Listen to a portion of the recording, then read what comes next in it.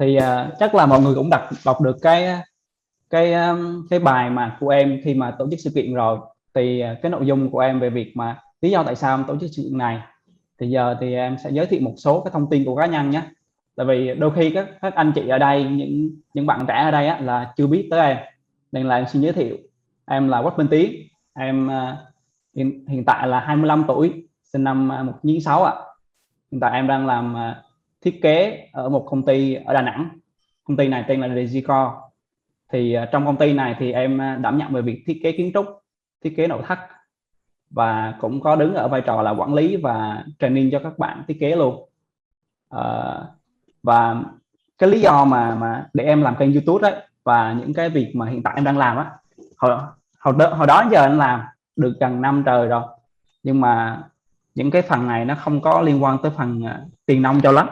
Tại vì làm kênh YouTube thì hiện tại thì nó có mấy 4.000 người subscribe mấy, cũng không có bao nhiêu tiền hết. Và hiện tại thì những cái sự kiện mà em tổ chức và tương lai em tổ chức á, thì hầu như nó sẽ là free. Thì cái này là nằm ở cái mong cầu của em á, mong cầu cá nhân của em. Thì trong cái quá trình mà làm việc thiết kế và học thiết kế, thì em có nhận ra được là em rất là yêu cái nghề này, và em thấy được là cái hiện trạng của cái ngành của mình á, nó đang có một số cái vấn đề mà em thấy là em có thể giúp ích được một phần nào đó để thay đổi một số cái vấn đề nhỏ đó. Nên là em bắt đầu làm video này, chia sẻ về Anscape.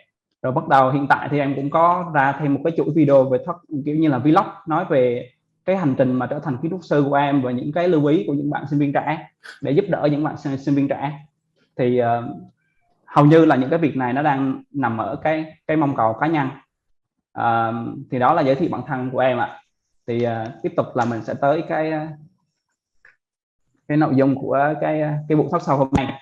Thì cái mục đích của cái việc talk show ngày hôm nay á, là cái tên của em hiện tại em đang chọn á, là tư duy sử dụng Anscape trong phần mềm diễn họa thiết kế. Có nghĩa là trước giờ em đang thấy được là hầu như mọi người đang dùng phần mềm diễn họa theo hướng là chỉ diễn họa thôi, và vẫn chưa khai thác được là một số cái lợi ích khác. Và cụ thể như là phần mềm Anscape á, thì em thấy là vẫn còn khá là nhiều cái thứ hay ho nữa mà Anscape nó có thể đem lại, nhưng mà mình vẫn chưa khai thác hết. Thì trong cái slide này, trong cái buổi talk show này á, thì em muốn là chúng ta cùng nhau trao đổi về cái phần liên quan tới việc mà tư duy về Anscape này. Thì bản thân em sẽ có một số góc nhìn cá nhân, và hầu như toàn bộ những cái slide này đang là ở góc nhìn cá nhân của em hết. Thành ra là em mong muốn là khi mà em chia sẻ xong cái slide này á, và trò chuyện cùng nhau, tức là chia sẻ xong cái slide này á, thì anh em mình trò chuyện cùng nhau, mọi người ở đây cùng nhau trò chuyện và đưa ra được một cái kiểu như là một cái cốt lõi của việc mà mình học Anscape hay mình sử dụng Anscape là như thế nào. Rồi tiếp đó là về phần mục lục ạ. Nó sẽ có những phần sau. Phần thứ nhất là về phần diễn họa là gì, có nghĩa là mình phải hiểu được diễn họa là như thế nào đã. Phần thứ hai liên quan tới việc là phân loại diễn họa. Phần thứ ba là việc là các giai đoạn của diễn họa. Phần thứ tư là tương lai của diễn họa như thế nào. Và phần thứ năm là tư duy về việc mà sử dụng cái phần mềm Anscape. Và thứ sáu là mình sẽ cùng nhau talk show và trả lời những câu hỏi. Thì đó là về phần mục lục. Đầu tiên là em xin nói về cái phần diễn họa là gì ạ. Thì đôi khi cái diễn họa là gì, nhưng mà những các bạn sinh viên trẻ ở đây á, những các bạn đang là sinh viên á, vẫn chưa hiểu được diễn họa là gì, nên em muốn nói sơ lại cái diễn họa. Thì thực tế cái từ diễn họa nó chỉ có một nghĩa thôi ạ, là diễn tả lại một cái thứ gì đó qua hình ảnh hoặc là qua phác thảo. Và diễn họa nó chỉ là đơn giản như thế thôi, là diễn tả một thứ gì đó qua hình ảnh bằng vẽ phác thảo, là bằng cách là chúng ta vẽ nó ra. Diễn có nghĩa là diễn tả, họa có nghĩa là mình họa nó ra, mình vẽ nó ra. Tiếp đến là sẽ có hai cái thuật ngữ mà mình hay nhầm lẫn, đó là diễn họa, có nghĩa là diễn họa tay là mình biết rồi này. Diễn họa tay là mình sẽ phác thảo về những cái phần liên quan tới vẽ tay, như là phác thảo concept, làm mình vẽ về phương án. Còn có một cụm từ nữa là diễn họa máy. Có ai có hay bị nhắc tới cái việc là diễn họa máy hay là diễn họa 3D, thì cái từ đó nó chưa thực sự chính xác ạ. Cái từ mà nó đúng nhất á, là nó phải là đồ họa máy tính, nó nghĩa là computer graphics á. Và cái này nó sẽ là liên quan tới việc mà mình sẽ xây dựng một cái mô hình trên máy tính, xong rồi là mình sẽ trích xuất cái mô hình đó ra một cái hình ảnh, ra một cái video, hay làm ra một cái sản phẩm nào đó để mà có thể sử dụng bằng cách nhìn. Thì đó là về phần đồ họa máy tính. Thì hiện tại hầu như những cái bạn đang làm việc ở Việt Nam mình, và hầu như là khi mà mình ra trường luôn á, thì hầu như là mình sẽ có tập trung một cái năng lực liên quan tới diễn họa máy tính này, là đồ họa máy tính này, để mà làm việc. Tiếp theo về phần liên quan tới phân loại diễn họa, thì hiện tại em có phân loại theo cái suy nghĩ của em thôi, theo cái góc nhìn của em. Thì hiện tại đó em sẽ phân loại theo một hướng, là hướng đầu tiên đó là liên quan tới theo giai đoạn thiết kế. Thì trong cái giai đoạn thiết kế thì nó sẽ có ba cái giai đoạn chính, đó là về hình khối concept này, giai đoạn thứ hai đó là về phát triển phương án này, giai đoạn thứ ba là diễn họa hoàn thiện. Thì mình có thể phân loại cái diễn họa theo từng cái bước này. Thì trong cái việc diễn họa concept á, thì mình sẽ hầu như mình sẽ không có quan tâm tới ánh sáng, mình cũng không quan tâm tới vật liệu luôn, mình chỉ quan tâm tới cái hình khối nó có đẹp không, cái hình của nó có tỷ lệ không, rồi những cái khối nó nhô ra nó thuộc vào như thế nào để mình xây dựng cái hình khối.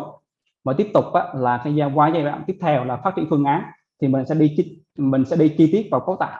Hầu như cái phần liên quan tới diễn họa này nó sẽ đi vào chi tiết vào cấu tạo, chi tiết vào những cái kiểu cách, những cái model của mình á, có nghĩa là hình dáng bên ngoài và nó phải đúng nhất. Thì đó là cái thứ hai. Còn tiếp tục là diễn họa về hoàn thiện á, thì mình sẽ chú trọng vào việc là ánh sáng, rồi môi trường, rồi vật liệu của nó phải đúng thực tế.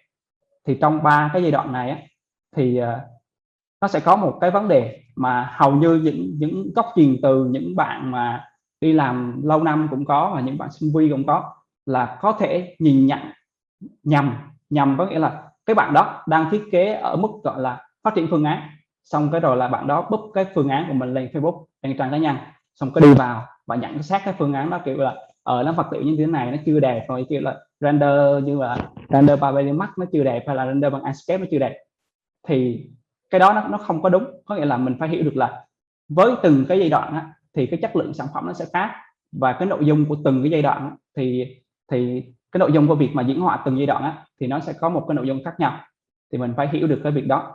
Và em rất là thấy khi mà lên nhóm của mình á, như là nhóm Enscape của mình này, Lumen, hay là nhóm 3D Max gì đó, em thấy có rất là nhiều bạn đang đăng cái phương án lên thôi, nhưng có rất nhiều bạn đi vào chém theo hướng là chém làm sao mà diễn họa cho đẹp hơn.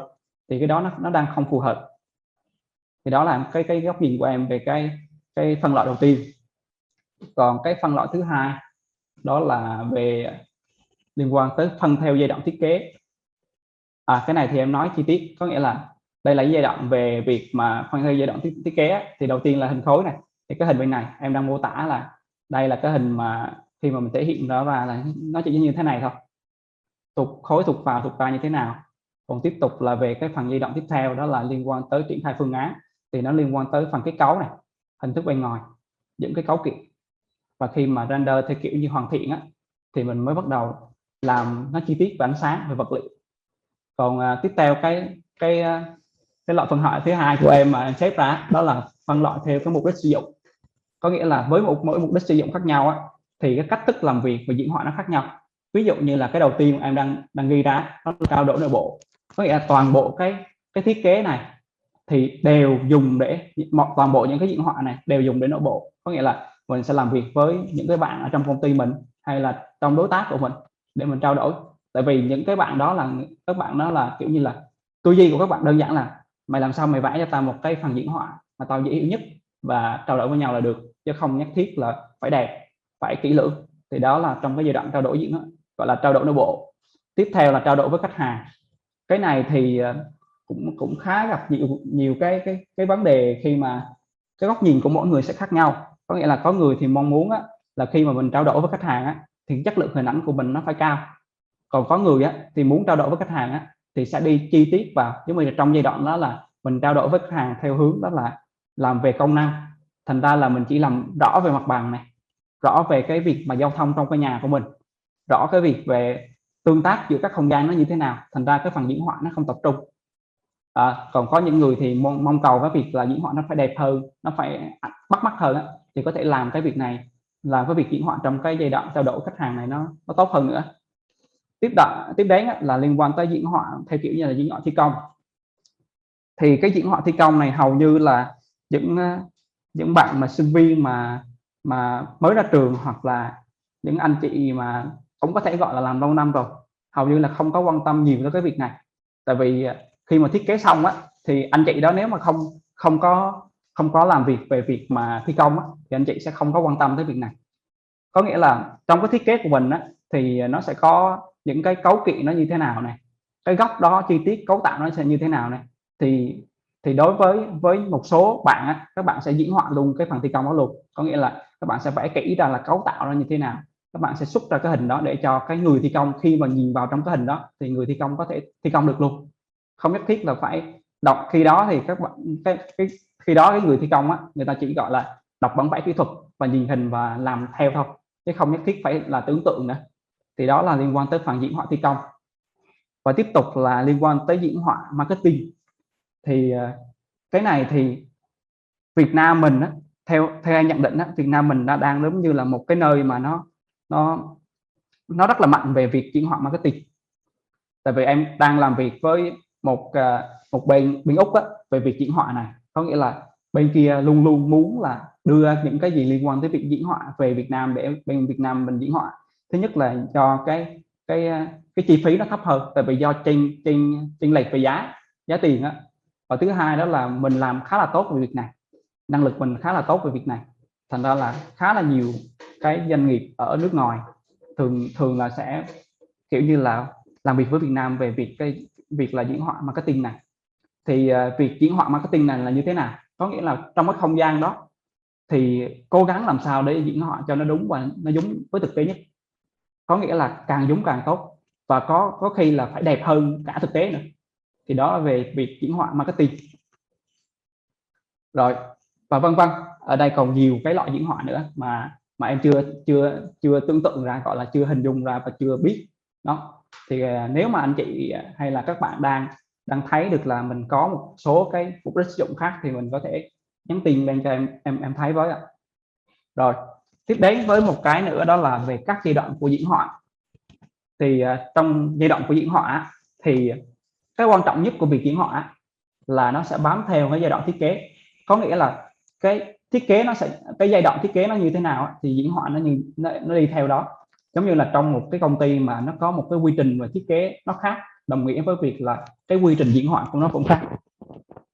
Giống như là công ty em là diễn họa nó từ A, B, C, nhưng mà có công ty thì A rồi C, B, thì hai công ty nó sẽ khác nhau và quy trình diễn họa nó cũng khác nhau và cách thức diễn họa nó cũng sẽ khác nhau. Đó là về phần liên quan tới cái việc là diễn họa nó sẽ là bám theo cái giai đoạn thiết kế. Thì hiện tại là em đang show cho mọi người thấy được một cái giai đoạn thiết kế, có nghĩa là một cái quy trình thiết kế, nên gọi là những cái giai đoạn, những cái bước thiết kế mà thường thì những công ty và hầu như những người khác là kiểu như là đang sử dụng. Đó là đầu tiên liên quan tới việc mà trao đổi tư vấn nhu cầu.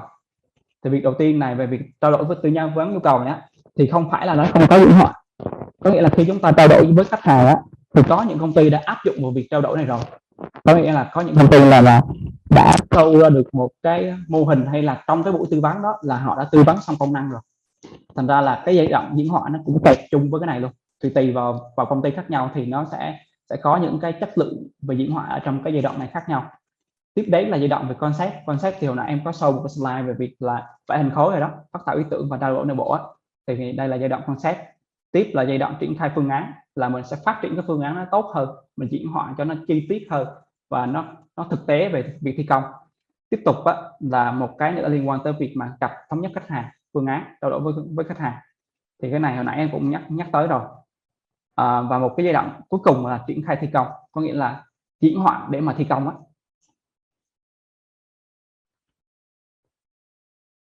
Rồi, hiện tại thì trong cái việc diễn họa thì nó sẽ có 3 bước chính. Có nghĩa là trong từng cái giai đoạn mà hồi nãy em nêu thì mỗi từng bước đó, mỗi trong cái giai đoạn đó thì chúng ta đều có một cái phần diễn họa, một cái quy trình diễn họa theo kiểu như thế này. Đầu tiên đó là về việc dựng hình, có nghĩa là chúng ta sẽ dựng hình 3D công trình này, không gian tổng thể đến chi tiết, đó là về phần dựng hình. Tiếp đến là chúng ta sẽ làm về vật liệu và môi trường cho nó. Và cái cuối cùng đó là mình sẽ render ra hình ảnh. Thì cái này á thì tùy vào mỗi người, có nghĩa là tùy vào cái nhận định của mỗi người á, thì có người sẽ kẹp luôn cái phần môi trường nó xuống phần render, có nghĩa là nó sẽ là dựng hình vật liệu rồi đến là môi trường render. Nhưng đối với em á, em dùng Enscape quen rồi, cho nên là em sẽ dùng về việc quy trình của nó sẽ là dựng hình vật liệu và làm môi trường, xong rồi đó, rồi cuối cùng là mình sẽ tới vào việc là render. Thì đây là các bước diễn họa. Tiếp đến đó là về tương lai của diễn họa. Thì cái này là đây là cái góc nhìn cá nhân của em thôi, em quan sát và em tìm hiểu thì em thấy được là tương lai nó diễn họa của mình nó sẽ có một cái mức nào đó. Thì chập nữa là em sẽ trình bày tới cái phần đó cho anh chị. Trước khi mà mình tới với việc là diễn họa trong tương lai thì mình sẽ đi qua một số cái liên quan tới diễn họa trong quá khứ.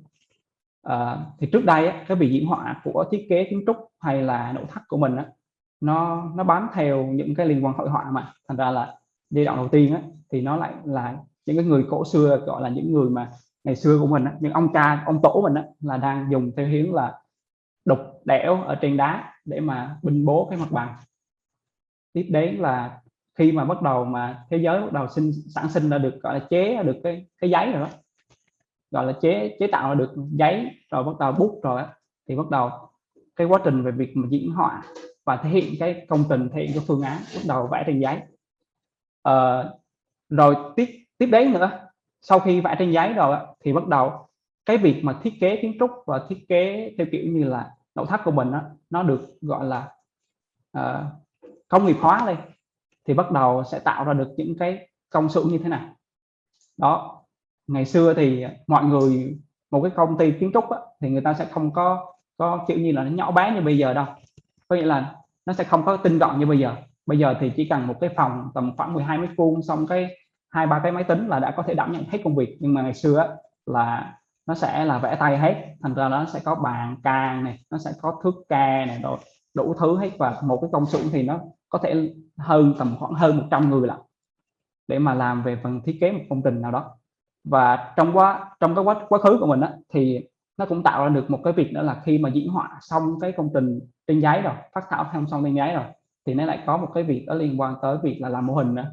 Là cái thời ngày xưa nó rất là chuộng việc làm mô hình theo kiểu như là bằng tay như hình hiện tại là đang một cái hình của ông Frank Lloyd Wright, có nghĩa là ông đang đứng bên cái bảo tàng của ông, mô hình bảo tàng.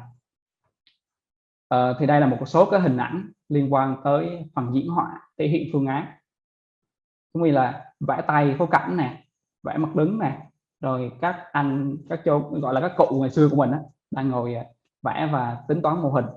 Và ngày xưa thì cũng bắt đầu có cái kiểu đó là xây dựng thương hiệu cá nhân rồi, có nghĩa là hồi đó là ông Frank Lloyd Wright ông tham gia một cái sự kiện và ông bắt đầu ông làm cái trang phục kiểu như đó, một cái lễ hội, thì ông bắt đầu kiểu như là làm như thế để mà quảng bá thương hiệu của ông.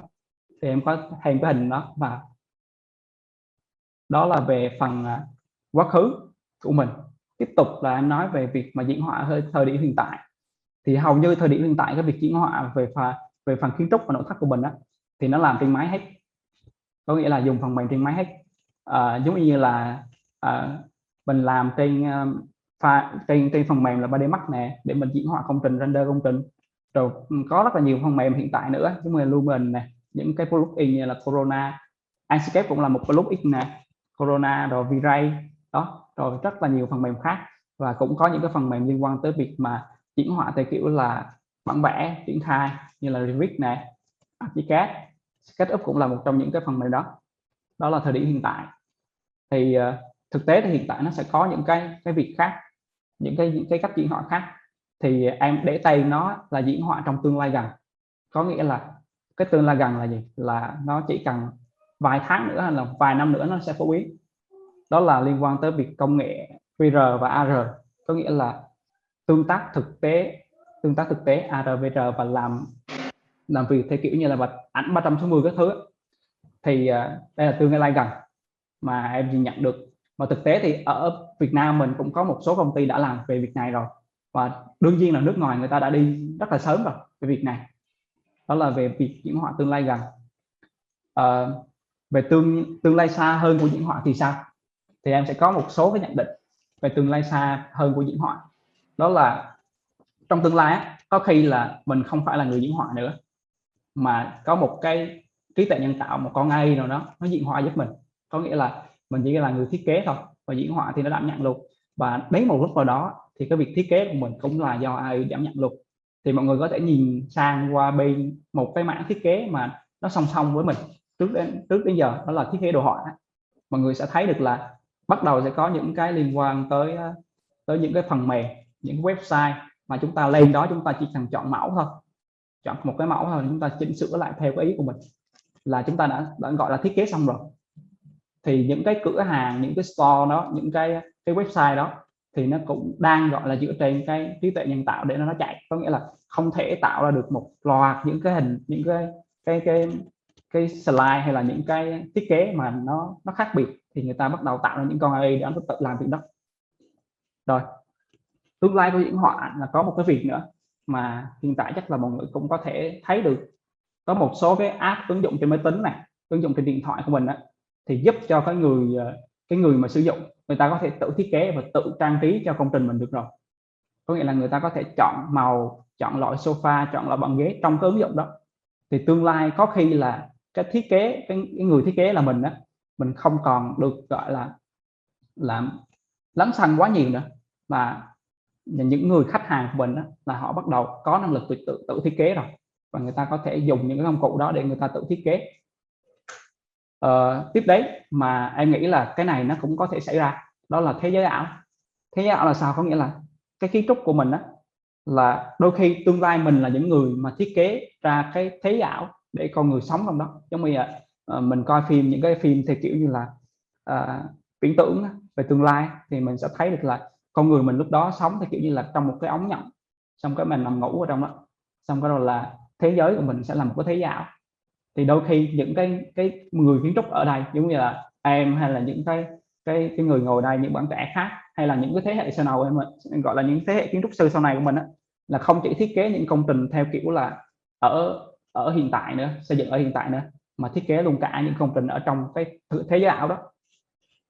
Thành ra nó cũng đặt ra một câu hỏi rất là lớn, đó là về tương lai của việc là kiến trúc sư và kiến trúc sư và diễn họa sẽ làm gì trong tương lai. Thì câu hỏi này thì chắc là mọi người phải tự tìm hiểu, tại vì nó chỉ là đang là góc nhìn của em thôi. Thì nếu mà mình không thay đổi cách làm việc thì mình sẽ tụt hậu ra phía sau rất là nhanh. Đơn cử như là cái việc liên quan tới việc mà mình diễn họa bằng cách là render ra một cái hình ảnh 2D ấy. Hình ảnh gọi là một cái, mình in ra một tờ giấy ấy. Bây giờ nó gọi là nó đang gọi là lạc hậu rồi, và bây giờ nó phải là ảnh 360 độ này, một cái nền tảng website mà mình có thể di chuyển trong đó, hay là đơn cử như là một cái việc đó là Enscape, nó cho chúng ta real time ở trong cái không gian đó rồi. Thành ra nếu chúng ta không thay đổi ngay bây giờ về việc tư duy, về việc diễn họa, hoặc là về việc sử dụng diễn họa trong thiết kế, thì chúng ta sẽ dần dần bị đào thải, và chúng ta sẽ không có năng lực để mà có thể trụ vững. Tại vì thế giới bây giờ nó bắt đầu phẳng rồi mà. Hiện tại là em ở Việt Nam, em vẫn làm mấy cái công việc bên Úc. Công ty em hiện tại ở Việt Nam vẫn làm những công việc ở bên Úc, triển khai rồi thiết kế những công ty ở bên Úc. Những cái nơi khác như là ở Mỹ hay ở Anh hay là ở Úc á, thì hiện tại vẫn làm việc với Việt Nam, về mình gọi là làm việc với Việt Nam của mình á, về phần diễn họa. Thì tương lai á, là mọi thứ nó sẽ phẳng phẳng hết, ai cũng làm việc với nhau hết. Sau cái đại dịch này nữa, cái đại dịch này là một cái mà có thể thay đổi toàn bộ những cái việc mà chúng ta đang làm.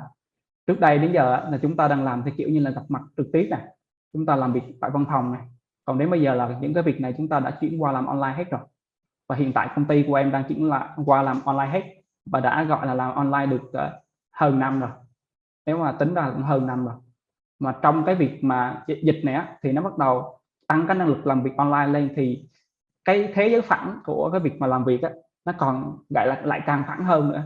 Thành ra là cái cơ hội về việc làm việc không chỉ ở Việt Nam mình, mà cơ hội nó còn lấn sang những nước khác trong khu vực Đông Nam Á, hoặc là trong cái thế giới của mình, trong cái quả đất của mình. Mình ở Việt Nam nhưng mà mình vẫn làm được những cái job ở Mỹ hay là Anh, ở Úc. Thì đó là một cái tương lai trong cái việc diễn họa và thiết kế.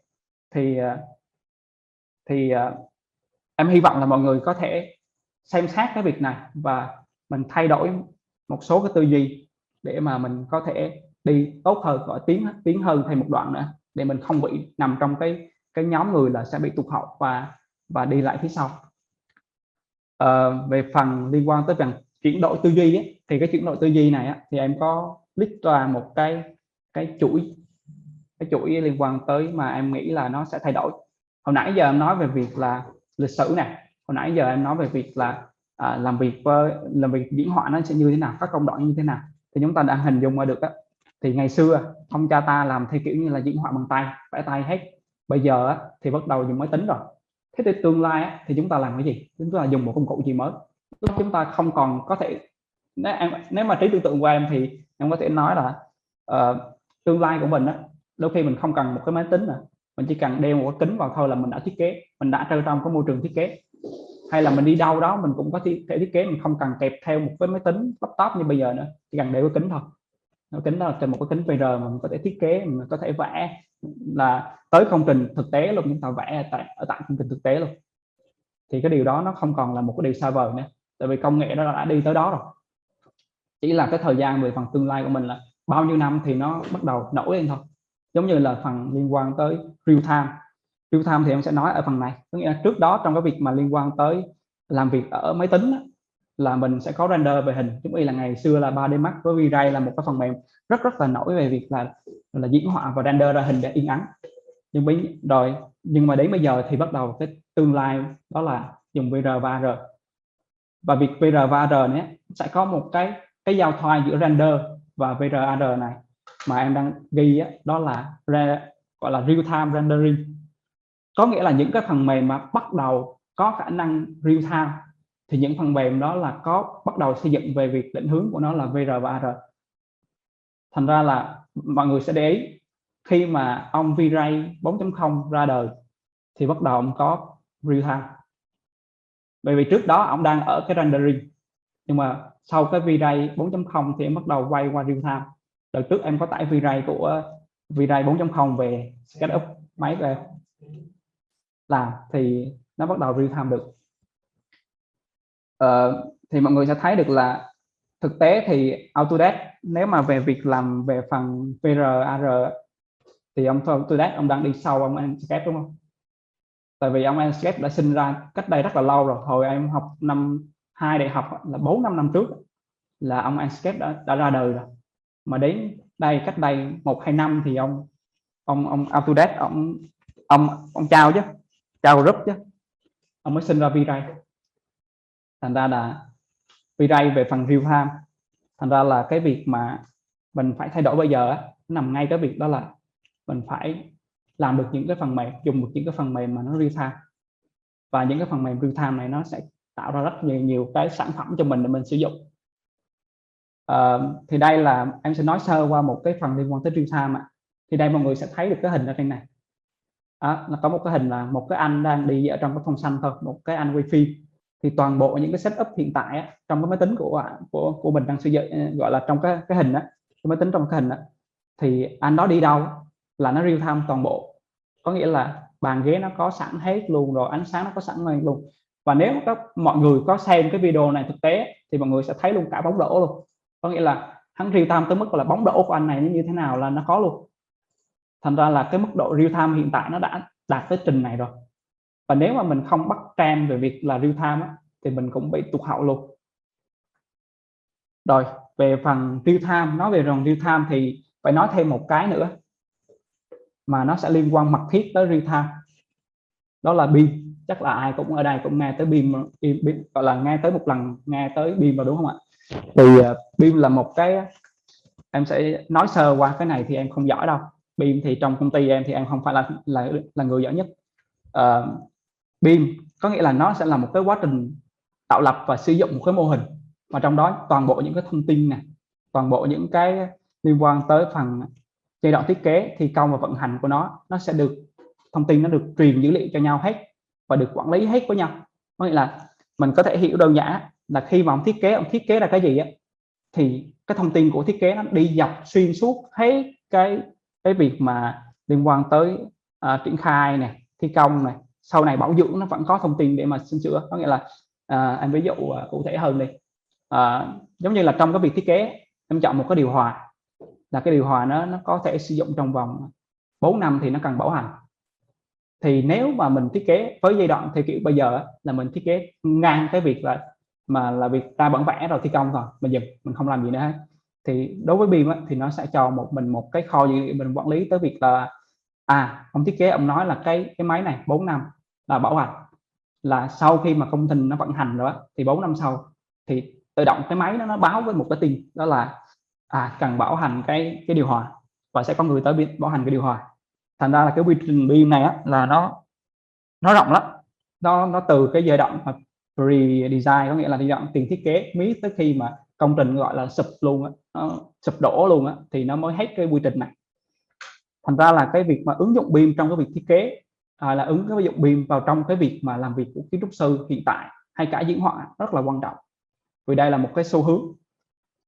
Hiện tại thì một số cái đất nước nó đã quy trình BIM, gọi là dùng cái quy trình BIM này vào trong cái liên quan tới xây dựng của nó rồi.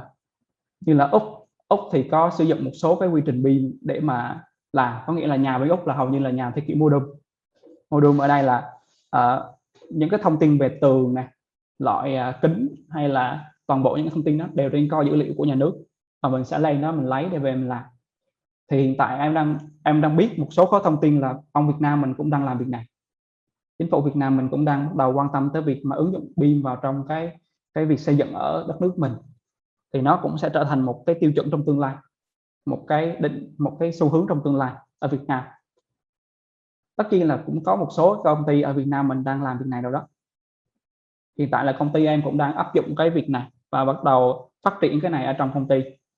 Thành ra là em biết được là cái này nó sẽ liên quan rất là mật thiết tới diễn họa. Thì mật thiết như thế nào thì em sẽ nói ở trong cái phần tư duy học sử dụng Enscape này, và lý do tại sao em lại chọn cái phần mềm Enscape này để đồng hành cùng em trong thời gian gọi là trong tương lai. Có nghĩa là Enscape là một cái phần mềm mà nó sẽ ứng dụng được trong cái thiết kế của mình và diễn họa của mình, cũng như là quy trình BIM luôn. Thì hiện tại em đang lấy cái hình này ở trên mạng, ở trên trang chủ của Enscape, thì mọi người có thể thấy được là cái hình đầu tiên nó nói về việc là cái này là một cái liên quan tới việc workflow, có nghĩa là cái giai đoạn mình làm nó không bị, gọi là workflow là giống như là một cái dòng chảy trong công việc của mình đó. Thì ngày xưa khi mà chúng ta dùng 3D Max hay là V-Ray hay Corona để mình render hình đó, thì khi mình thiết kế thì mình phải dừng một đoạn để mình chuyển qua một việc, đó là mình phải diễn họa. Đó, sau khi mình diễn họa xong mình gặp khách hàng rồi mình quay lại, mình phải sửa thiết kế xong lại mình quay lại mình sửa diễn họa, thì rất là mất công, rất là mất thời gian. Thì cái ông Enscape này ông đẻ ra thì bắt đầu ông sẽ có cái liên quan tới workflow. Đó nghĩa là tất cả mọi việc đều kết hợp chung với nhau, là khi mà em làm thiết kế thì em chỉnh sửa cái gì thì bên cái phần visual của em, có nghĩa là phần hiển thị diễn họa của em, nó thay đổi theo luôn. Thành ra là cái việc thiết kế của mình là mình mất, hiện tại là em đang mất có khoảng thời gian đầu khá là nhiều về việc thiết kế và diễn họa, nhưng tới cái giai đoạn mà về chỉnh sửa phương án rất là dễ luôn. Có nghĩa là vật liệu mình làm xong rồi nè, ánh sáng mình làm xong rồi nè, model thì mình chỉnh sửa như thế nào thì mình thay đổi như thế nào thì nó tự động thay đổi luôn, và mình không cần chỉnh sửa gì hết. Mình không như những cái ông khác là mình phải đưa ra một cái gọi là đưa cái file nó qua một cái phần mềm khác để diễn họa. Thì đây là một cái thế mạnh, và cái này cái workflow này thì nó kẹp chung vào cái việc đó là BIM, là diễn họa trong cái quy trình BIM. Thì thế thì ông Enscape ông làm được gì? Có nghĩa là cái giai đoạn đầu tiên của ông giai đoạn mà mình hay làm đó là giai đoạn tiền thiết kế. Thì cái này cái phần mềm Enscape sẽ giúp cho chúng ta hiển thị trực quan và nó nhanh hơn khi mà mình thay đổi phương án concept ở bên SketchUp hay là một cái phần mềm model khác như là Revit hay là Archicad hay là kiểu như là mấy cái phần mềm liên quan tới model, thì bên này nó cũng nhảy theo luôn. Mà hình như là em nhớ, hình như là em biết Enscape nó cũng đang dùng được cho 3D Max rồi. Đó, thì đây là giai đoạn tiền thiết kế, ông sẽ giúp mình thay đổi cái concept rất là nhanh. Và bên này nó thay đổi như thế nào thì bên kia là mình đã hình dung đó rồi. Tiếp tục là ông cho chúng ta có một cái nhìn rất là trực quan về việc thiết kế công năng, có nghĩa là bên bố công năng như thế nào, thì bùng một cái là bên kia nó thay đổi luôn. Giống như là khi mà em thiết kế trên Revit nó rất là nhanh luôn, tại vì ông Revit ông vẽ tường nhanh rồi này, ông bên bố mặt bằng cũng nhanh hơn, ông bỏ lưới trục bỏ trụ các thứ nhanh, nhưng mà nhanh gọi là ông làm nhanh xong cái đầu là preview qua, gọi là xem qua bên Enscape nó thấy rất là trực quan, và nó sẽ giúp rất là tối ưu trong việc mà khi mà thiết kế và mình nhìn thấy cái công năng của nó. Rồi tiếp theo là liên quan tới việc phát triển thiết kế. Phát triển thiết kế là như thế nào? Có nghĩa là đôi lúc trong cái việc mà làm việc với khách hàng á, thì khách hàng sẽ trả lời, hỏi câu hỏi, đặt câu hỏi hay là điều chỉnh phương án hay gì đó, thì ông Anscape ông sẽ có một cái trình để mà nhận xét luôn. Có nghĩa là chắc mọi người cũng biết được là Anscape nó có một cái phần liên quan tới xuất cái file 3D của mình lên trên web. Tại vì mình không, hiện tại đa số mình đang dùng cái đó, thành ra mình ít dùng cái đó, thành ra là mình không có dùng cái đó thôi. Chứ nước ngoài á, người ta sẽ up lên web luôn, xong rồi khách hàng đi vào trong cái web đó và đi lại trong đó, và người ta có thể chụp màn hình và người ta ghi chú ở trên đó luôn.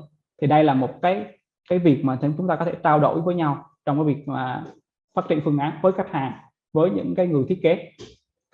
Rồi tiếp là cái giai đoạn về tài liệu. Tài liệu thì mọi người cũng biết được là ông Anscape ông đi theo hướng BIM rồi mà, thành ra là trong Revit á, hay là trong những cái phần mềm nó đang gọi là BIM hóa, thì cái giai đoạn gọi là giai đoạn làm về tài liệu á, thì ông Anscape ông sẽ lấy hết cái thông tin đó qua bên cái model luôn.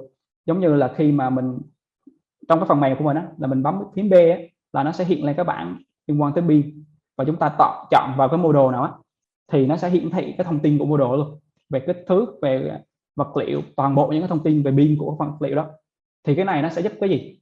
Nó sẽ rất là trực quan cho mình biết được là trong cái model đó nó sẽ có những cái phần nào nó bị cắt sáng, bị kiểu như là bị tác động với nhau. Giống như là ông kết cấu với ông điện nước, tự nhiên cái cấu đang nằm như thế này, xong cái ông điện nước ông có vẽ một cái đường ống đâm qua ông kết cấu, thì nếu mà ở ngoài thực tế là cái dầm nó sẽ đặt thêm một cái ống nhựa hoặc là chạy ống kiểu gì đó để nó không bị đâm.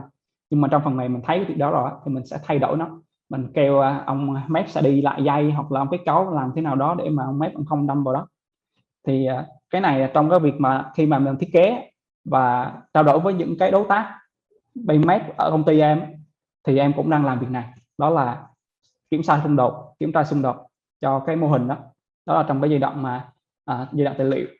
Còn tiếp tục một cái giai đoạn nữa mà Việt Nam mình chưa dùng, thực tế thì Việt Nam mình chưa dùng, đó là giai đoạn xây dựng.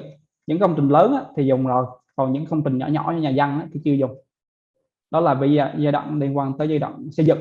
Có nghĩa là những cái khi mà mình làm được BIM rồi á, thì cái giai đoạn liên quan tới xây dựng á, thì nếu mà thợ của mình biết dùng một xíu về phần mềm, gọi là thợ xây dựng của mình á, biết dùng một xíu về phần mềm á, thì ông có thể tương tác và nhìn ở trên cái mô hình 3D đó luôn.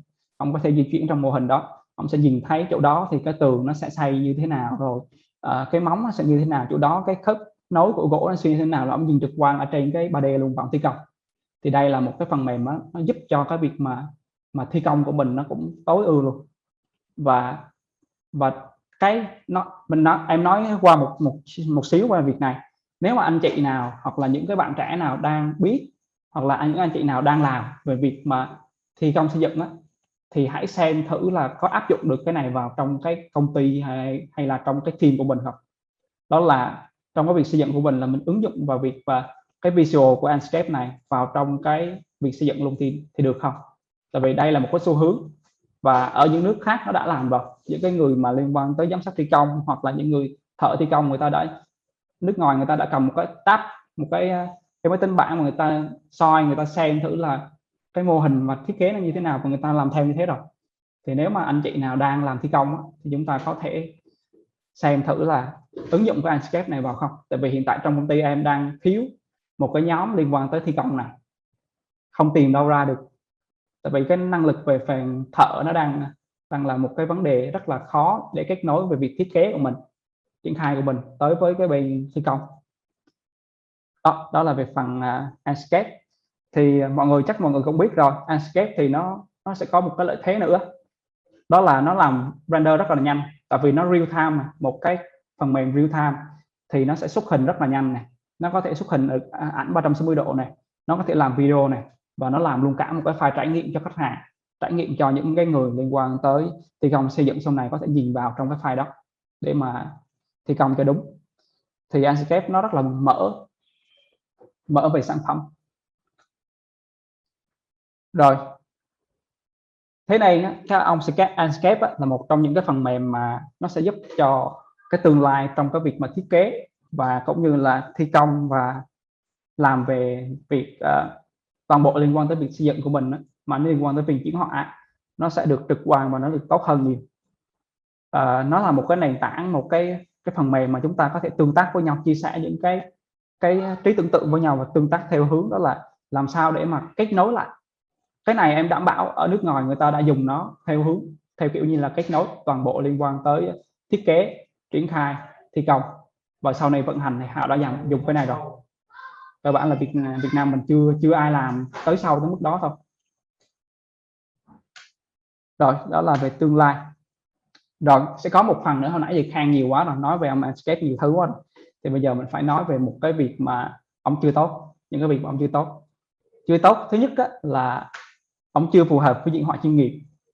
Có rất là nhiều anh em ở trong những cái diễn đàn hay là những cái group ở trên Facebook mà em có đọc thì anh em có hay chia sẻ landscape nó render không đẹp, rồi là nó không tốt. Thì thực sự nó không tốt, thì nó đang không tốt bằng V-Ray, nó không tốt bằng Corona, vì nó đang đi theo hướng là kẹp chung với thiết kế chứ nó không đi theo hướng là diễn họa final. Còn mấy phần này mà các anh chị kia đang dùng thì nó đi theo hướng diễn họa final. Và đây là một trong những cái vấn đề hiện tại là nó chưa diễn họa tới mức chuyên nghiệp thôi. Nhưng mà tương lai khi nó phát triển đủ sâu đủ xa rồi thì mọi người sẽ thấy được Anscape nó render nó cũng không khác gì V-Ray đâu.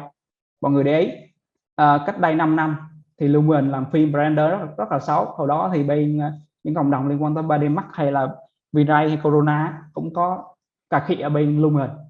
Lúc đó em mới dùng Lumen, em biết cà khịa là chất lượng nó xấu rồi này kia các thứ. Nhưng đến bây giờ cái việc mà làm phim bằng Lumen là một cái việc nó rất là thường rồi, chất lượng nó rất là cao rồi.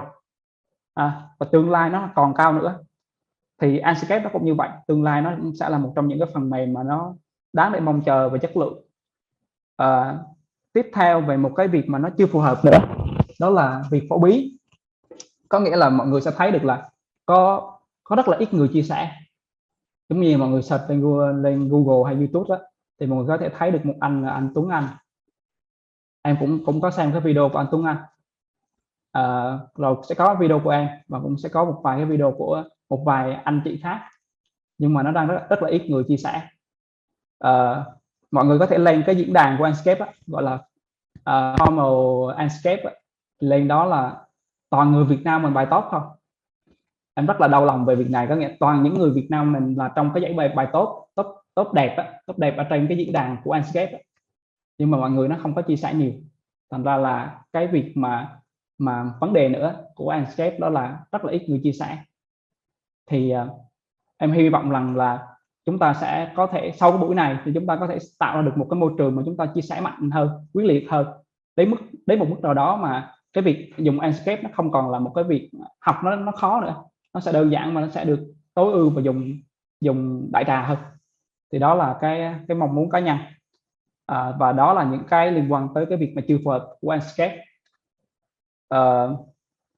Và đặc biệt đối với em khi làm thiết kế trải qua cái việc dùng Anscape cũng hơn năm trời rồi, gần 2 năm trời rồi, thì em biết được đây là một cái phần mềm rất là phù hợp cho dân thiết kế. Và ai thiết kế thì hãy tiếp xúc với cái phần mềm này sớm. Và tương lai thì sẽ có những phần mềm khác nó sinh ra, hoặc là tương lai những cái phần mềm ở hiện tại nó sẽ thay đổi quy trình làm việc, thay đổi các tương tác như thế nào đó, như là có thể là V-Ray nó bẻ hướng qua real time thì sao, thì lúc đó mình có thể nhảy phần mềm. Đơn giản là mình có tư duy về việc là diễn họa theo kiểu real time, diễn họa kẹp theo chung với quy trình BIM, quy trình thiết kế, thì khi đó chúng ta nhảy qua phần mềm nào cũng rất là dễ dàng. Thì em hy vọng rằng là mọi người đều hiểu một cái vấn đề cốt lõi. Phần mềm này là một cái phần mềm rất là phù hợp cho thiết kế ở hiện tại, cho dân thiết kế ở hiện tại, và tất nhiên nó chưa phù hợp cho việc diễn họa. Và ai nói ra kia, ai nói cái việc là Anscape nó đang diễn họa không đẹp thì mình ok, cái đó là điều đương nhiên, và tôi đang thấy thế mạnh của nó là ở việc nó phù hợp với việc thiết kế của tôi. Đó. Thì đó là một cái nội dung mà muốn chia sẻ với bạn hôm nay. Thì rất là cảm ơn mọi người đã lắng nghe và quan sát cái buổi chia sẻ của em. Thì chắc là bây giờ chúng ta sẽ tới với việc trao đổi và trò chuyện với nhau. Rồi bây giờ là tới phần hỏi đáp.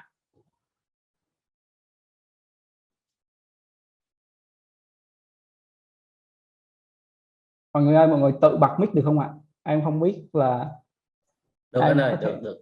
dạ. Dạ, có anh chị hay là có bạn nào có cái ý kiến gì không ạ? Có nghĩa là có một cái quan điểm gì không ạ? Tại vì đôi khi cái slide này nó chỉ là góc nhìn của cá nhân em thôi, và một số cái góc nhìn khác thì em vẫn muốn nghe những góc nhìn khác, và em luôn luôn muốn mọi người chia sẻ trong buổi talk show này. Em đang thấy tên có một anh là AZBC á, là anh có alo, không biết là anh muốn nói gì ạ? Anh cứ bật mic lên và nói ạ. Trong cái phần trình bày của anh, em có thấy là anh nói tương lai sẽ đeo cái kính vô thiết kế, thì em thấy nó khá là viển vông. Tại vì thực chất em ở quê em á, Dạ. thì nhiều khi họ cũng chỉ vẽ một cái bản vẽ 2D và diễn họa sương sương, không cần phải là xuất sắc thôi, và cũng có thể là xây được một cái căn nhà cho người dân Dạ đúng rồi, đúng là cái việc mà hiện tại á, là ở những cái vùng quê của mình á, thì chỉ cần như thế. Và thực chất thì trong cái việc thiết kế nó sẽ có những cái gọi là những cái tầng giá trị khác nhau. Đôi khi một người ta chỉ có nhu cầu về việc là có một cái nhà để ở, thì người ta không quan trọng về việc thiết kế nó đúng sai như thế nào quá là nhiều. Người ta chỉ cần một cái nhà và người ta cần vẽ một số các bản vẽ thôi. Còn những cái người mà ở gọi là tầm cao hơn, giống như là mình có thể quan sát, em có thể lấy ví dụ từ cái anh Thái Công á. Cái anh Thái Công là một trong những người mà đang làm ở một cái tầng cao, thì cách thể hiện và thiết kế của anh nó khác. Thì em đồng ý với việc đó là với mỗi cái người khác nhau, mỗi cá nhân khác nhau thì người ta sẽ có nhu cầu thiết kế khác nhau. Còn về cái việc mà dùng AR để mà thiết kế thì đeo kính để thiết kế thì hiện tại có rồi. Trong cái mô hình liên quan, trong cái việc làm liên quan tới thiết kế những cái người máy robot này, thiết kế theo kiểu như là một cái khu gọi là trưng bày về về mô hình 3D, thì em đã thấy họ làm cái việc đó rồi. Họ cầm hai cái cây và người ta đã vẽ trên đó, tạo ra một cái thế giới ảo, và tạo ra một cái sản phẩm cuối cùng của họ là có một cái máy nó in ra con robot đó. Thì em nghĩ là trong tương lai thì trong thiết kế của mình nó cũng thể đi theo hướng đó. Thì đó là quan điểm cá nhân của em thôi. Còn về việc mà nó có hay không thì trong tương lai mình mới biết được ạ. Dạ em cảm ơn. Dạ. Nơi trong khung chat có bạn hỏi cái gì đó anh, giờ nhiều người đang ca ngợi UN anh gì đó, anh có thể chia sẻ thêm về điều này. Ok, anh đang không thấy khung chat ở đâu đây. Không biết cái Ở khung phần chat dưới đây. nó có chữ chat đó anh, phần dưới đó, nó có chữ chat đó. Chữ khác thôi anh, chữ khác ạ. Anh vào xem 3 chấm chữ khác xem có không anh. Dạ đây rồi, em đang thấy rồi. Hình như là anh Bi có nói một cái liên quan tới việc đó là phần mềm phổ thông giao diện đơn giản. Thì anh nghĩ là họ sẽ tạo ra để mà người không đi học cũng có thể làm được. Thì đó là cái việc mà em nói ở trong cái phần tương lai á. Tương lai đôi khi mà cái người thiết kế của mình nó không phải là người mà vẽ cái nhà ra nữa, mà mình sẽ đứng ở trên một cái vai trò là tư vấn, hay là người diễn họa của mình có thể là tới ngày nào đó cái phần diễn họa của mình sẽ chết luôn. Cái đó thì chưa biết được. Giống như bây giờ là cái ngành kế toán là bắt đầu có dấu hiệu. Tại vì bây giờ AI và công nghệ nó bắt đầu đi vào rồi, chỉ có những người liên quan tới phần kiểm toán và quản lý theo kiểu như là quản lý tổng thì vẫn còn nhân viên bắt đầu bị tuột dần. Và em biết chắc được là một điều á, từ khi mà em là một thằng sinh viên đến giờ á, đã biết bao nhiêu ngành nghề nó chết đi rồi. Và bắt đầu như mình có thể nhìn qua bên cái việc mà làm taxi nè, xe ôm này, bây giờ Grab, Uber nó vào nó lắng thị trường, bắt đầu cái ngành nghề nó mất đi luôn. Thì trong cái ngành thiết kế của mình cũng thế, đến một lúc nào đó thì mọi thứ nó bắt đầu giảm dần. Bây giờ về việc thiết kế mình có nhìn, hồi nãy em có nói rồi đó, mình nhìn ngang qua bên cái lĩnh vực là thiết kế đồ họa, thì thấy được là những cái website này, những cái phần mềm theo hướng đó là nó cho phép người bình thường có thể thiết kế được. Thì tương lai cái phần liên quan tới thiết kế của mình nó cũng như thế thôi, không sớm thì muộn. Rồi, đúng rồi, anh Bảo nói đúng rồi. nó là chỉ là một cái tương lai, thực tế đó là tương lai. Và nếu mà tương lai này á thì mình phải nhìn được cái tương lai gần của nó. Tương lai xa thì mình sẽ không có thể quan tâm khá là nhiều về nó, vì mình cũng không có đủ tri thức để nhìn tới cái mức nó xa. Nhưng mà mình phải nhìn tới tương lai gần.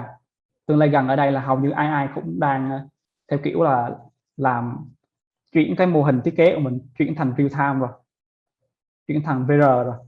Ở nước ngoài thì người ta đã cho khách hàng đeo kính và đi tham quan trong công trình của họ rồi. Nếu mà mình không chuyển đổi thì khi đó nó ập về một cái, nó giống như cái ông siêu thị băng vẽ. Siêu thị băng vẽ là một trong những cái thằng mà đầu tiên về việc đó là làm bán trên shop về thiết kế, thì nó cũng ập như thế thôi. Nó y chang cái việc mà ông Canvas, cái thằng Canva chứ, Canva một cái ứng dụng trên điện thoại và một website Canva, nó bán cái thiết kế có sẵn. Thì ông kiểu như là siêu thị băng vẽ ông cũng thế. Nên là cái thế giới này nó diễn ra nó sẽ tiếp tục như thế ạ. Nên là mình phải lường trước được cái tương lai, và tương lai gần có thể mình không lường trước được trong cái việc là vài trăm năm nữa, nhưng mà mình phải lường trước được tầm khoảng 5-10 năm nữa, hay là 1 năm sau nó sẽ như thế nào. Em đảm bảo với mọi người chỉ cần 2 năm sau thôi là những cái công ty thiết kế mà liên quan tới render hình ảnh 2D ấy, là nó sẽ bắt đầu tụt lần xuống, và bắt đầu những cái công ty mà nó diễn họa theo hướng là real time, làm phim này, hình ảnh 360 độ nó bắt đầu lên ngôi. Và khi ông gọi là bán bản vẽ của mình á, siêu thị bản vẽ của mình á, ông chỉ cần ưa thêm một cái nâng cấp cái sản phẩm của ông lên một cái, có khi ông nghe ông làm này, em nói xong ông nghe ông làm thì cũng mệt, nhưng mà thôi cứ để, tại vì đó là cái phát triển thôi. Đó là ông cho cái nền tảng của ông là một cái nền tảng trải nghiệm luôn, có nghĩa là ông cho hình ảnh 360 công trình của ông lên cái website, ông đưa cái mô hình 3D của ông lên trong website luôn, cam kết cái chất lượng, rồi thế là xong. Rồi em cũng có tìm hiểu tới một cái website nữa, có một cái website nữa em không nhớ tên, em có lưu pin nó lại nhưng mà em không có nhớ tên. Đó là cái website nó liên kết từ thiết kế, công ty thiết kế, những cái thiết kế cá nhân tới khách hàng và tới với những cái đội thi công luôn. Nó tạo ra một cái môi trường sân chơi như thế luôn. Và nếu mà chúng ta không thay đổi thì chúng ta sẽ đang ở một cái vùng gọi là một cái vùng địa phương. Còn về tương lai thì nó sẽ là một cái thế giới phẳng mà ai cũng có thể làm việc với nhau. Thì lúc đó chúng ta em sợ rằng lúc đó thì chúng ta sẽ không chạy kịp. Đó là cái góc nhìn của em. Tiếp theo là bằng Lâm Nguyễn. Nếu diễn họa chủ yếu hình khối trong giai đoạn đầu và phần cuối mình mới quan tâm đến ánh sáng trong công trình, thì sao quản lý được ánh sáng bên trong công trình trong thiết kế lúc ban đầu ạ? Cái này là quản lý luôn rồi. Nếu mà anh thiết kế là anh đã quản lý luôn rồi. Hiện tại anh chưa đưa ra, trong cái thiết kế của anh chưa đưa những cái kiểu tính toán rõ ràng vào, nhưng mà anh đưa theo hướng là kinh nghiệm, bao nhiêu phần, đấy là diện tích chiếu sáng sẽ là bao nhiêu phần của tường, thì anh có đưa cái đó. Diện tích chiếu sáng nó bao nhiêu phần của sàn chứ, anh có đưa mấy cái đó vào trong thiết kế. Và tất nhiên là cái việc mà anh sketch thì mình đã setting cái ánh sáng rồi, gọi là setting sơ bộ rồi đây, chứ không phải là không đâu.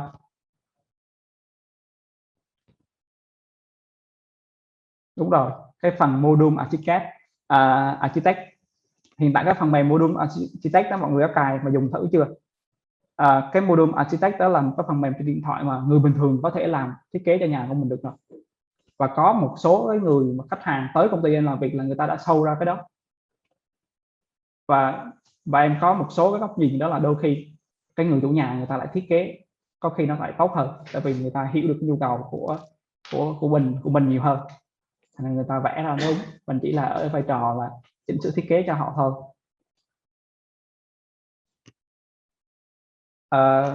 Không biết là có anh chị nào muốn nói không? Tại vì nếu mà em tiếp tục nói thì nó trở thành một cái buổi mà chỉ là em chia sẻ thôi. Hồi nãy em đang thấy có một cái anh là đang đặt tên là iPhone đó, anh có bật mic lên, không biết là anh có muốn chia sẻ gì không ạ?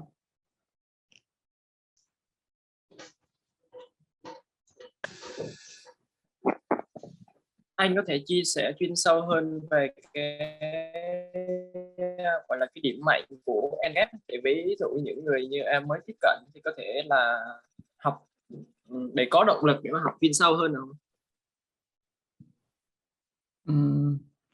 Có nghĩa là về Tức việc là mà vì tụi em trước giờ á, như bản thân em trước giờ là sử dụng là Veray. dạ Nó cũng trước thì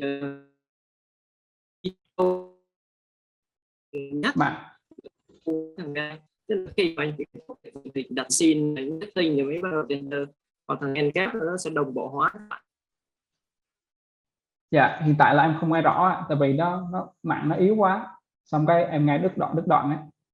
Thì anh có thể nhắn tin lên trên nhóm chat đi, nhắn tin lên trong khung chat ấy, xong các em đọc rồi em trả lời. Thì chắc là em sẽ trả lời một vài cái câu hỏi tiếp theo ở trên khung chat thôi, xong cái đầu là mình sẽ qua bên cái phần đặt câu hỏi của mình á. Thì hiện tại nó đang có 23 câu hỏi lại, thì mình sẽ trả lời trên cái câu hỏi đó và mình sẽ trao đổi với nhau trên câu hỏi đó luôn. Thì em nghĩ là nó sẽ giải quyết được một số cái phần của các anh các chị ở đây. Tiếp đó là nói sau về những cái rồi em đọc được rồi. Anh nói sau về thế mạnh, cái này thì em sẽ trả lời sau, tại vì trong câu hỏi nó cũng có một bạn hỏi về cái việc thế mạnh và cách nào tiếp cận nó. Việc anh thì giờ đang đổi thành toàn tiền 360, đúng rồi. Cái việc mà chuyển qua dùng ảnh 360 là một việc rất là chính xác, và tương lai nếu mà em làm được em cho họ đi lại trong cái công trình luôn. Hiện tại là anh thiết kế ở công ty anh á, là anh đã cho khách hàng đi trong công trình rồi, và học online cũng cho khách hàng đi trong công trình rồi. Dạ đúng rồi, anh Hoàng. Suva Landscape là thấy thư viện của Landscape vẫn còn hạn chế. Cái này thì có trong câu hỏi rồi, thì chắc là mình sẽ đi qua bên phần câu hỏi đi, tại vì em thấy là một số cái câu. Ơi, cho em Dạ. một câu hỏi nữa. Thì như vừa đấy anh nói là là khách hàng nhiều khi là họ sẽ tự gọi là tham gia và thiết kế cho chính cái công trình của mình luôn đấy ạ. Thì em thấy ví dụ như là ở bên nước ngoài là nó có cái văn hóa gọi là DIY ấy, tức là do it yourself. Thì nó bắt nguồn, có thể em còn theo cái sự nghiên cứu của em thì em nghĩ là nó bắt nguồn từ cái IKEA ấy.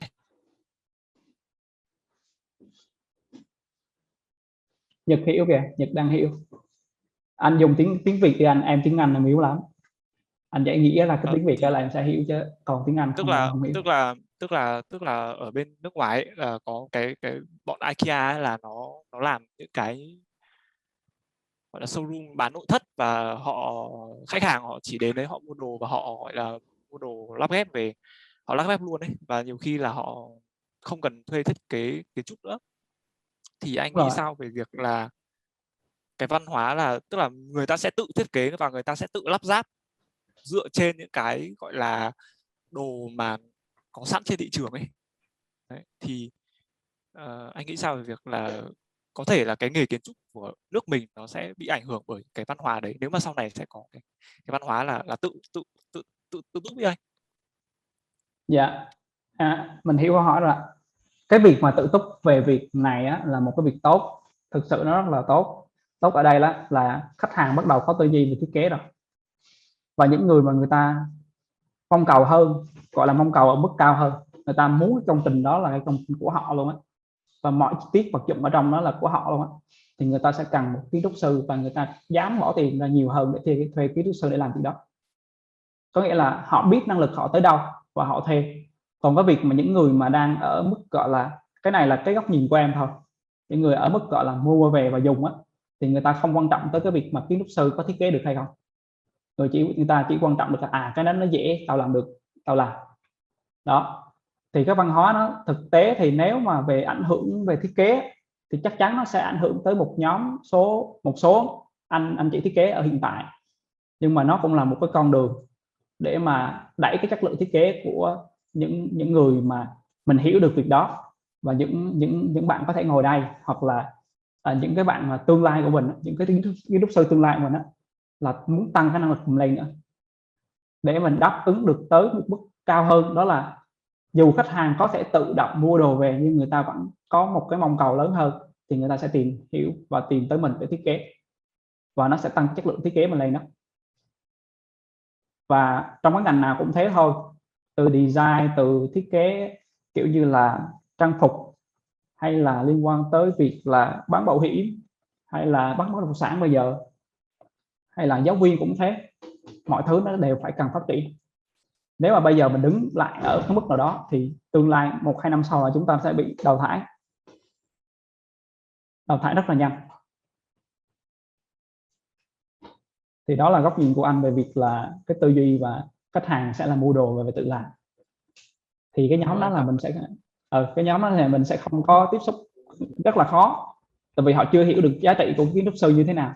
Và thực tế thì đa số kiến trúc sư mình vẫn chưa chứng minh được cái năng lực của mình.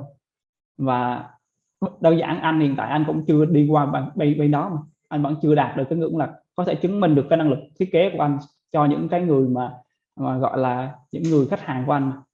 Có nghĩa là anh đang làm việc ở công ty anh thì người ta tin tưởng cái anh giám đốc của anh, và anh đang làm việc thiết kế dựa trên cái sự tin tưởng và cái sự gọi là kính nể về việc thiết kế với anh giám đốc của anh. Chứ chưa tới cái lượt anh tới. Nên là đó cũng là một cái bài toán mà những cái bạn kiến trúc sư đang là sinh viên này, những các bạn mà đang là sinh viên kiến trúc này, những anh em đang làm kiến trúc sư ở hiện tại thì cũng phải xem xét cái việc đó.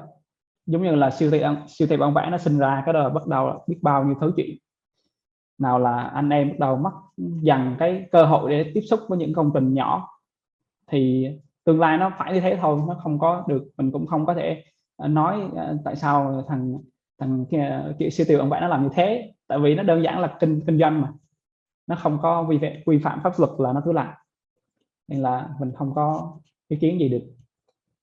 Thì chắc là mình chuyển qua bên câu hỏi nha, mình trao đổi với nhau về câu hỏi, tại vì hiện tại nó tới 23 câu, em cũng sợ là không trả lời kịp hết thời gian. Đầu tiên là câu hỏi của anh Linh. Thì anh Linh có hỏi là mình thắc mắc trong Enscape là có 4 thông số liên quan tới Ivanhoe này: highlight, sun, brightness, độ sáng của HDRI. Thì cái nào mình nên để mặc định và cái nào thì mình cần chỉnh sửa 4 cái. Thì em trả lời nhanh luôn, đó là nếu mà anh dùng theo kiểu đó, là mới bắt đầu thì anh cứ để auto hết. Em cũng dùng auto hết mà, hiện tại em cũng có những cái thứ em đang dùng auto. Còn về việc chỉnh sửa như thế nào thì anh có thể xem giúp em cái video mà mới đây em có làm về việc camera, thì anh sẽ hiểu được là Ivanhoe là cái thông số mà mình chỉnh sửa theo kiểu đó là mình muốn cái bức hình đó, mình muốn cái bức hình của mình render nó sáng hơn hay nó tối hơn thì mình sẽ dùng Ivanhoe.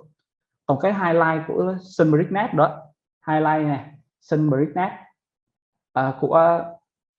cái highlight là cái highlight ở bên tắt image là cái highlight nó chỉ là liên quan tới việc mà contact của hình thôi. Thì cái này nó cũng chỉ là chỉnh độ cái contact của hình thôi, hoặc là độ tương phản của hình đó. Thì cái này là anh muốn cái hình nó ra như thế nào thôi. Còn tiếp là về sun brightness là về môi trường. Thì cái này hầu như 100% luôn, thì ra là 100% luôn là tất cả các file của em đều để mặc định là 80%, vì nó là mặt trời tự nhiên, và khi mình giảm xuống thì nó không còn tự nhiên nữa. Còn cái lớp ở trong HDRI thì em để mặc định luôn, em bỏ cái HDRI vào trong cái em để mặc định luôn. Đó là mấy cái. Còn đó là nói về việc render ban ngày nha. Còn về ban đêm thì nó khác, ban đêm thì nó phải khác. Ban đêm nó sẽ có một cái phần liên quan tới kiểu như là chỉnh ánh sáng vào ban đêm, thì mình phải chỉnh cái đó lên. Không biết là em trả lời như thế thì anh Linh đã thấy thỏa mãn được cái câu trả lời chưa ạ? Thỏa mãn được cái mong muốn của anh chưa ạ? Anh Linh ơi.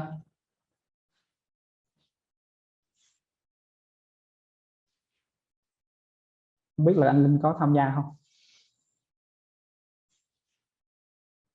Alo ạ. Còn không thì chắc là mình qua câu hỏi tiếp theo nha. Hình như là anh Linh không có trong này.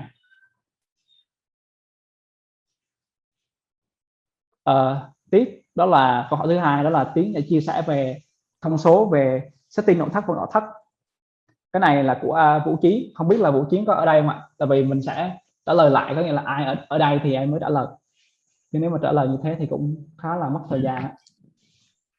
Có bạn ơi, mình đang ở đây. Dạ vâng ạ, anh Vũ Chiến ơi. Cái này thì em cũng có thể trả lời cho anh ngay bây giờ luôn. Đó là thông số testing của nội thất và ngoại thất thì hầu như nó giống nhau, em làm là hầu như giống nhau hết, nó không khác gì hết. Nó cơ bản là nó sẽ có một cái thông số mà nó khác, đó là thông số về Ivanhoe. Expansion là độ sáng của bức hình á. Cái lý do đơn giản của nó là cái mắt thường của mình á, nó cấu tạo là nó có một cái đồng tử nó có thể co giãn được ạ. Có nghĩa là khi mà đi ra bên ngoài trời á, thì đồng tử của mình sẽ co lại và nó tiếp thu cái lượng ánh sáng nó ít hơn, thành ra là mình sẽ cân bằng được ánh sáng nếu mà ngoài trời nó sáng. Tiếp tục khi mà mình vừa đi vào nhà á, thì mình sẽ thấy không gian trong nhà nó tối. Nó tối á, là do cái đồng tử của mình nó đang ở nhỏ ở bên ngoài á, đồng tử mình đang nhỏ, đi vào trong nhà thì bắt đầu muốn cho nó sáng hơn á, thì đồng tử mắt mình mới bắt đầu điều tiết á, cho cái đồng tử nó to lên và mình sẽ nhận được nhiều ánh sáng hơn, thì đó là mình sẽ thấy nó sáng hơn. Thế thì với cái nguyên lý đó, thành ra là khi mà diễn họa của mình á, nội thất hay ngoại thất nó setting về ánh sáng như nhau, nó chỉ có khác một thông số á, là trong nhà mình sẽ kéo expansion nó cao hơn, ở ngoài trời á, thì mình sẽ kéo expansion nó thấp hơn, chỉ thế thôi. Và hiện tại em cũng làm như thế. Anh Vũ Chiến thấy câu trả lời của em có đảm bảo chưa ạ? Gọi là cho đó có là thỏa mãn được anh chưa ạ? Vậy cho mình hỏi một chút nữa là vậy thì giữa nội thất và ngoại thất thì mỗi cái expansion đó là nó khác nhau thôi, còn lại là hầu như là giống nhau phải? Dạ giống nhau hết luôn anh ơi. Giống nhau, không có thường gì thì khác. giữa ngoại thất và nội thất thì là các cái thông số khác là thường mình để mặc định. Rồi mình ở khi mình thấy là ở cái tab thì hay chỉnh về highlight vậy lại các cái gì mà quên rồi mấy cái thông số bên là dạ bên cái tab email đó là nó chỉ khác ở tab email bạn nhỉ? Dạ có nghĩa là về tab email nó cũng không khác luôn, có nghĩa là nó chỉ khác một cái thông số liên quan tới expansion thôi. Và em đã có dự định về việc là một cái buổi talk show hoặc là một cái livestream về việc mà em sẽ setting ánh sáng của độ ngoại thất là như thế nào, thì tới cái buổi đó thì em sẽ làm kỹ hơn. Tại vì nếu mà mình đi sâu quá về việc là thông số là bao nhiêu, setting là bao nhiêu, vì sao mình kéo cái đó lên á, thì nó sẽ không có đủ thời gian để mình trả lời hết cái câu hỏi này, và cũng không có tập trung vào cái câu hỏi liên quan tới cái chủ đề bây giờ, đó là liên quan tới cái tư duy về dùng Enscape. Còn cái việc mà em trả lời bây giờ với anh được á, là toàn bộ những cái gì mình thể hiện ở trên phần mềm á, là mình đều mô phỏng thực tế. Mà mô phỏng thực tế mình chỉ cần biết thực tế nó có nguyên lý như thế nào á, thì mình áp dụng vào phần mềm nó sẽ ra như thế luôn. Giống như là cái việc em chia sẻ về cái video về camera của em á, thì nó rất là thực tế, và chính cái việc đó em dùng trong cái phần mềm của em, thành ra nó phần mềm Enscape của em á, thì nó cũng sẽ cho ra kết quả nó thực tế. Nên là em sẽ hạn anh Chiến nhá, có nghĩa là anh Vũ Chiến nhá, là cái buổi trong tuần sau hoặc là trong tuần sau nữa, em không biết là việc em có nhiều trong tuần sau không, nhưng mà trong 2 tuần tiếp theo á, thì em sẽ làm một cái buổi talk show hoặc là một buổi livestream về việc là setting ánh sáng ở trong cái Enscape. Cái việc này đáng lẽ em làm lâu lắm rồi mà bận rất là nhiều thứ, bây giờ mới có thời gian để làm. Rồi mình tới với cái thứ ba, là nhờ bạn chia sẻ về cái template để render một sản phẩm nội thất, một cái tủ nội thất. Cái này là anh Bảo ABS. Cái này anh Bảo ơi, em sẽ làm cái việc này trong cái buổi đó luôn, trong cái buổi mà setting cái ánh sáng. Dạ. Anh cũng rất là mong chờ. Cảm ơn anh chia sẻ ha. Dạ vâng ạ. Cái buổi sau này, cái buổi mà làm về nội thất á, em cũng sẽ chia sẻ cho anh cái này luôn. Em biết được là anh Bảo là đang là người tạo ra cái tool là ABS đó. Mọi người thấy thì cái tool, nếu mà mọi người đang không biết cái tool ABS này, thì một cái tool mà khi mà em kết bạn với anh Bảo á, thì em rất thích cái tool này luôn. Cái tool này là một cái tool mà nó vẽ nội thất rất là nhanh, và nếu mọi người mà đang làm về nội thất á, mà dùng được cái tool của anh Bảo thì khá là tuyệt vời luôn, em thấy như vậy. Thì hẹn anh Bảo là cái buổi sau nhé anh Bảo. Rồi, cảm ơn em nhiều, anh cũng đang theo dõi. Dạ. Bây giờ sản xuất hầu như là dùng của anh Bảo hết. Đúng rồi. Sản xuất. Anh Bảo là một trong những nổi người tiếng lắm. Em biết anh Bảo á, là do em tham dự một cái sự kiện, một cái buổi học ở Đà Nẵng. Em có kết bạn với một cái chị đó là chị Ngọc, đang làm ở Quảng Ngãi. Xong rồi em mới biết được là chị Ngọc đang làm cái xưởng nội thất á, là có một cái tool là ABS, và lúc đó em có kết bạn với anh Bảo. Thì đó là cái việc liên kết của em với anh Bảo đó. Thì chắc là mọi người nên tìm hiểu, ai chưa biết thì nên tìm hiểu, hay lắm. Tiếp là câu hỏi thứ tư. của Quốc Bảo. Không biết là Quốc Bảo có ở đây không ạ? Dạ có. Ok, em đang hỏi là chia sẻ cách setting khi render ánh sáng và cách đi đàn trong cái nhà của mình và trong nội thất. Rồi cái này thì về setting ánh sáng liên quan tới render mà nội thất ngoài ngoại thất á, thì anh sẽ hẹn buổi sau nhé. Còn cái việc mà đi đàn á thì cái này sẽ là một cái phạm trù kiến thức khác, và anh đang ở mức gọi là anh làm concept về đàn thôi, anh chưa đi sâu vào cái việc đó là bố trí đàn một cách rất là tiêu chuẩn á, thì anh chưa đi sâu vào đó.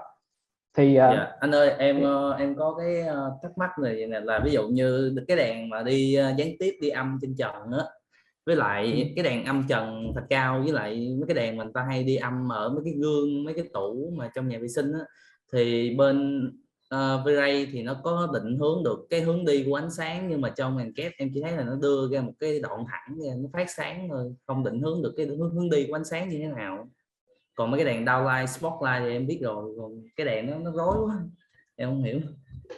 Anh hiểu rồi, cái này là có nghĩa là anh sẽ làm một cái video nói về việc đó là mình bố trí đàn và sử dụng từng loại đàn như thế nào. Và anh biết được là Enscape nó cũng bị giới hạn về phần đàn đấy, có nghĩa là có những cái đàn nó không tạo được, nó phải dùng vật liệu phát sáng, mà đương nhiên rồi vật liệu phát sáng thì nó sẽ không đẹp, nó sẽ không có nguồn sáng và nó không đẹp, nó không thiệt. Thì anh hẹn em cái video đó, và anh cố gắng anh sẽ làm trong vòng 1 tháng nữa, trong vòng 1 tháng tới này anh sẽ làm cái việc đó. Đó là về việc đàn. Thực sự là anh rất là muốn chia sẻ hết những cái thứ mà anh đang biết, chứ không phải là không, mà anh phải đi theo lộ trình. Mọi người có thấy được trong những cái video mà em đang làm á, em đang làm vật liệu này, em muốn chia sẻ mọi người về việc đó là bố trí cái tỷ lệ đặt cam như thế nào trong cái nhà, thì em phải làm một cái video về camera trước. Nếu không làm video về cái camera trước, tại sao camera nó có từng đó thông số, thì em sẽ không làm được cái việc mà bố trí camera tỷ lệ nó như thế nào. Thì em nghĩ khi mà nghĩ ra một cái chủ đề thì em phải biết được là em phải làm những cái gì, video nào, cái nào để nó tới được cái chủ đề đó, chứ không có một cái nào nó đùng một cái. Giống như hiện tại là em đang có 2 cái video này là hai video nói về chiếu sáng rồi, thì cái việc mà em làm ra cái việc mà bố trí đèn rất là dễ. Thì để em set lại lịch, có khi là tuần sau em đã ra video đó rồi. Đó là về phần bố trí đèn. Đến câu hỏi thứ 5 là của Vinh Hà Nội. Có bạn Vinh Hà Nội đây không ạ? Có em ạ. Dạ rồi, chào Vinh. Hiện tại là Vinh có hỏi đang học Enscape, và anh có nói về cái điểm hạn chế của Enscape và cách khắc phục bằng việc hậu kỳ không? Anh nói thật với mọi người, em nói thật với mọi người, anh nói thật với em luôn, đó là anh không có chỉnh sửa hình gọi là hậu kỳ. Anh đặt camera như thế nào, render ra như thế nào thì anh lấy như thế thôi, anh không có hậu kỳ. Từ trước giờ toàn bộ những cái hình ảnh ở trên mạng của anh, trên fanpage hay là video của anh đều để hình ảnh theo chất lượng của nó luôn, và anh chỉ có lắp logo thôi. Còn việc hậu kỳ thì nó tốt, nó sẽ làm cho bức hình mình đẹp hơn, nhưng đồng nghĩa với việc nó sẽ thay đổi một số cái tính chất mà của hình mình, thực tế là nó sẽ không như thế. Ví dụ như là màu sắc của gỗ, có nghĩa là có rất là nhiều anh em diễn họa vẽ ra xong cái rồi là bỏ vô trong Photoshop blend màu, và khi blend màu thì màu gỗ nó bắt đầu nó khác, màu tường nó khác, nó chỉ lệch một tông thôi thì nó khác rồi. Và cái tình trạng này anh đã gặp phải, có nghĩa là cái việc mà anh chọn cái map vào trong một công trình thiết kế của anh ở Hội An anh chọn một cái map vào trong cái công trình đó, và anh khi mà render xong anh có hậu kỳ, và khi mà anh hậu kỳ xong rồi thành ra là cái màu sắc của cái map nó bắt đầu thay đổi. Và anh khi mà anh đưa dữ liệu thiết kế cho người thi công cho các anh chủ nhà là anh đưa cái map đó, thành ra là cái map đó là nó đã khác với cái hình render rồi, cái hình màu của map với màu của render nó khác nhau. Thành ra là khi mình chọn cái anh đi tới anh hỏi cái sơn tường đó thì đưa ra cái màu đó, anh kêu không phải, cái màu này không phải giống cái hình đó. Thành ra buộc lòng anh phải quay lại, anh ngồi anh phải dùng mắt anh nhìn, anh tra lại cái bản màu để anh chọn lại đúng cái màu mà nó giống với cái hình render mà anh đã chỉnh sửa bằng Photoshop. Và vì thế nó mất thêm một khoảng thời gian nữa và nó làm gây nhầm lẫn. Thành ra là trong toàn bộ những công trình mà anh đang làm không có blend màu. Và anh cũng khuyên mọi người là mấy đứa em về học liên quan tới sinh viên á, các em cũng hạn chế sử dụng cái phần mềm Photoshop, cũng như là các anh chị đang dùng làm thiết kế thì mình cũng hạn chế dùng Photoshop, tại vì phần mềm chúng ta đã phát triển rồi, và trong các bản vật liệu á, thì chúng ta đã chỉnh sửa được vật liệu rất là chi tiết rồi, chỉnh sửa được luôn cả màu sắc rồi, thì mình nên để cho cái màu sắc đó là một cái màu sắc thực luôn, không cần chỉnh sửa. Rồi, thỏa mãn em chưa Vinh ơi? Vâng ạ, bởi vì em thấy anh Ken đẹp quá. Anh không có Photoshop đâu, và đảm bảo một cái là ai không render Photoshop ra thiết kế, ra thi công nó tốt lắm, và anh bị vào cái vấn đề đó thì anh rút kinh nghiệm, và từ đó tới đây anh không có Photoshop, và những cái đứa em của anh trong công ty anh cũng không nói nó Photoshop luôn. Rồi tiếp vào đến câu tiếp theo của anh Vinh Thơ, đúng không ạ? Có anh Vinh Thơ ở đây không ạ? Dạ, Vĩnh Thọ. Vĩnh Thọ, dạ. Cái này thì có phải thêm Photoshop để render và đưa vào layout luôn không? Cái này là liên quan tới đồ án. Em hỏi mình là đồ án thì render xong là đủ chưa, hay là vào Photoshop để mà chỉnh hình, hay là layout nữa? Cái này về việc làm đồ án này thì buộc lòng em phải layout. Đồ án thì buộc lòng em phải layout, em phải làm trên Photoshop, và vì là đồ án mà thành ra là mình cố gắng làm đẹp hơn, gọi là đẹp nhất đi, không cần thiết nó phải là như hồi nãy anh nói với Vinh đó, là không nhất thiết nó phải là nó đúng thực tế, vì đồ án nó có thể bay được, nên em cố gắng làm sao cho nó đẹp nhất là có thể được, phù hợp nhất với cái đồ án của em là được. Còn việc layout thì chắc chắn là layout rồi. Em học Photoshop chưa? Dạ có, đang tự học anh. Học Photoshop đi. Em đang năm mấy rồi? Dạ vừa xong năm 2. Học sớm đi rồi layout để mà làm đồ án máy. Rồi tiếp ok. Rồi tiếp đến là bạn Trang Phạm, bạn nữ đầu tiên. Trang ơi, Trang có đây không ạ? Hình như là không có. Để coi câu hỏi là như thế nào. Anh có thể so sánh Enscape với các phần mềm khác được không? Lưu giữ cái điểm thì cái này là chắc hồi nãy em cũng có nói qua rồi, em cũng trả lời luôn cho mọi người luôn hề, chứ có khi bạn Trang này bạn coi lại video ấy. Có nghĩa là phần mềm Enscape khác với những phần mềm khác là nó chưa diễn họa đẹp bằng, là bởi vì Ray hay 3D Max thì nó là phần mềm sinh ra để diễn họa, còn Enscape sinh ra để đi chung với cái việc giai đoạn thiết kế, diễn họa cho thiết kế. Thành ra là tất nhiên là nó đang có khuyết điểm đó, và khuyết điểm như hồi nãy anh nói rồi.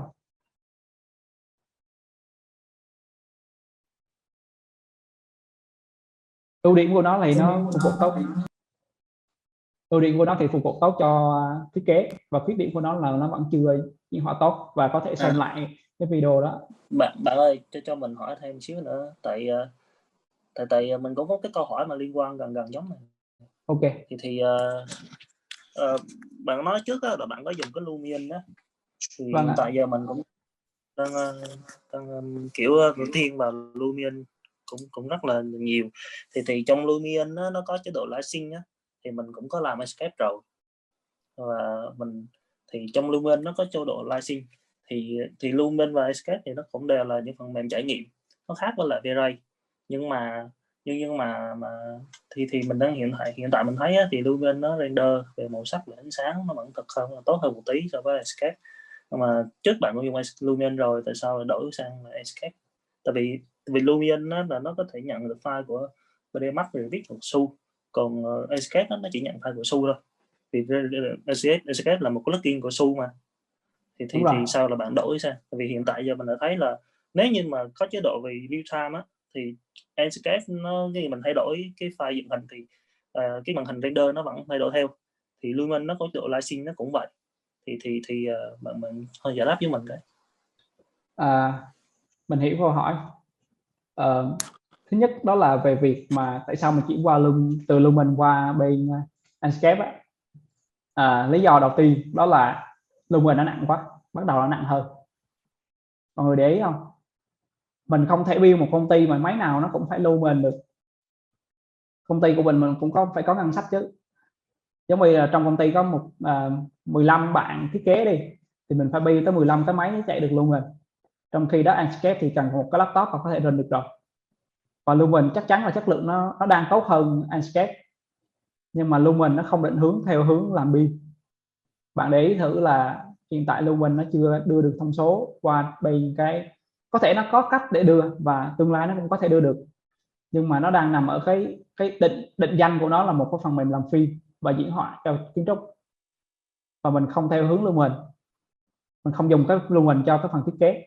Và cái lý do thứ hai đó là đàn của Lumen nó không setting đúng với ánh sáng thực tế được. Bạn để ý được là mặt trời này, đàn ở trong Lumen nó không setting theo LED, nó không có một cái thông số gì mình setting hết. Mình phải bỏ từng nguồn sáng riêng.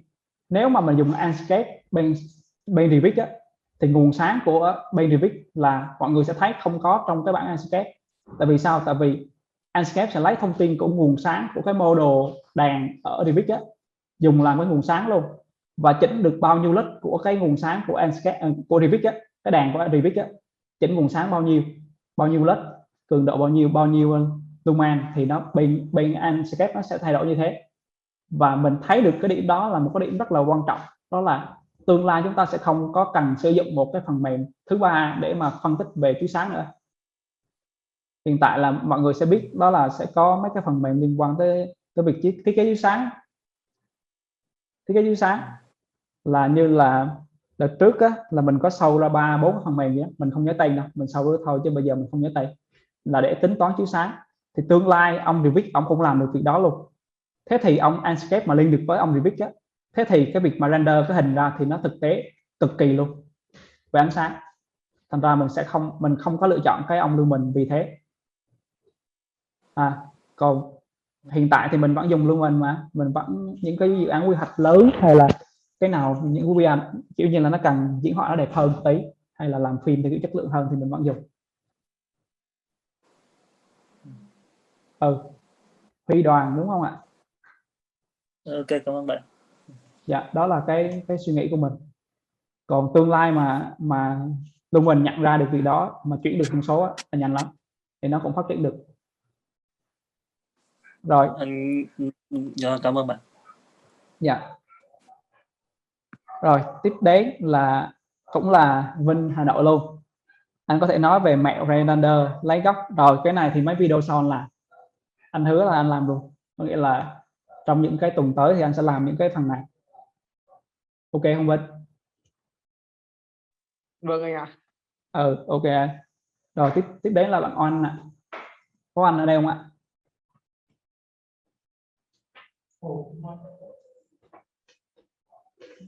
Không biết là có anh ở đây không? Thôi mình đọc câu hỏi này.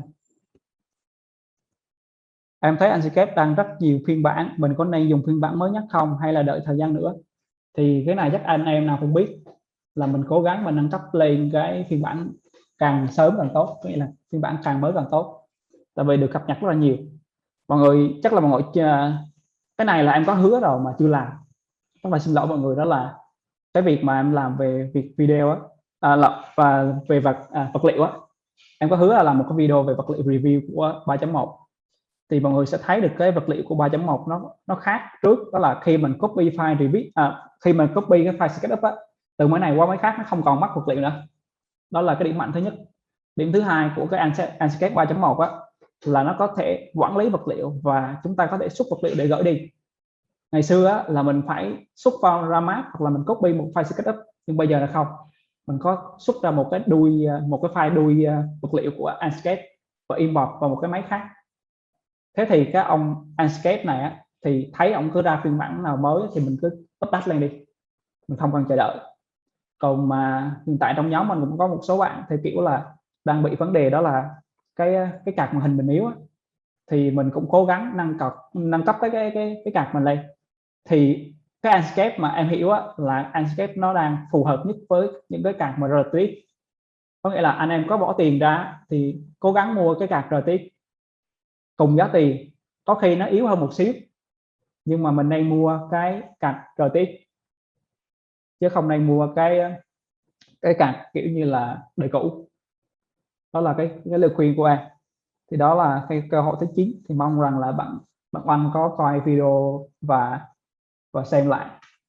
Rồi tiếp mình đến với cái phần tiếp theo.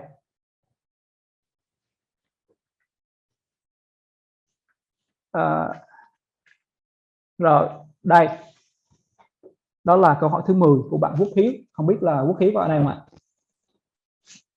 Dạ em nghe. Ok. Rồi trong Anscape vừa qua đã có phản cập nhật về thư viện vật liệu này. Vậy mình có cần sử dụng vật liệu bên ngoài hay là bên trong Anscape cái nào tối ưu hơn và hại hơn? Ok. Và lợi và hại hơn. Ok, cái này thì anh có thể trả lời được luôn. Có nghĩa là Anscape nó sinh ra cái việc mà quản lý cái thư viện vật liệu á. Tại vì sao? D5 Render có, V-Ray có, Lumen có. Nếu nó không sinh ra thì nó không bắt kịp được những thằng khác. Đó là cái đầu tiên.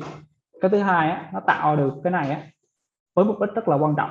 Đó là tương lai chúng ta có thể quản lý vật liệu. Có thể mọi người có thể hiểu rồi nè. Giống như là anh bảo ABF, anh cũng bảo cũng quan tâm tới cái việc này. Đó là cái vật liệu giống như là An Cường, đúng không? Ván của An Cường hay là những cái ván của những cái kiểu như là Minh Long các thứ á, là nó sẽ có map sẵn rồi.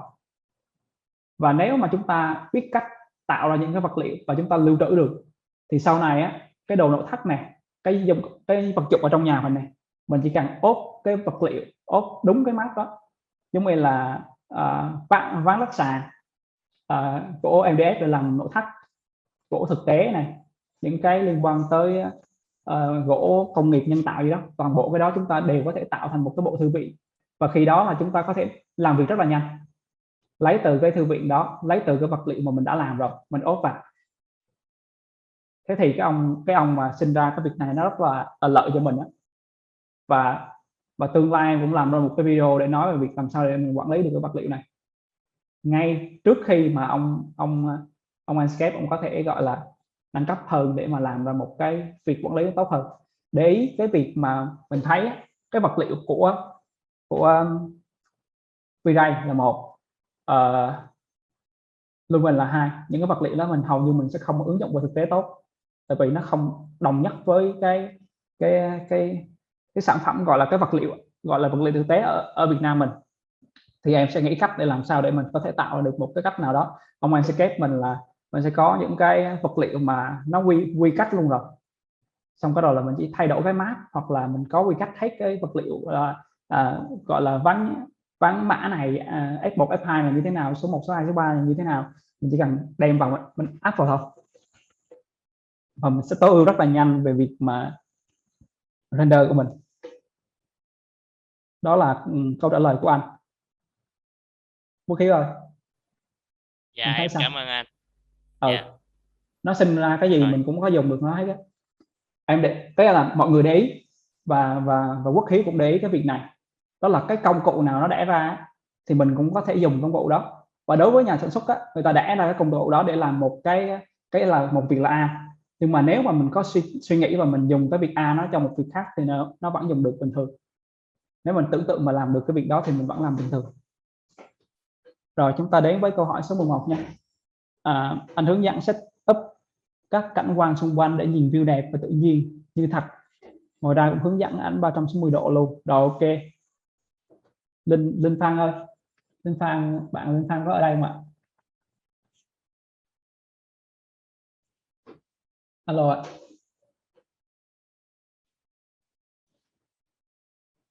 Thì chắc là em cũng trả lời cái câu hỏi của bạn Linh Phan này luôn. Có nghĩa là trong những video sau thì em làm được hết cái phần này.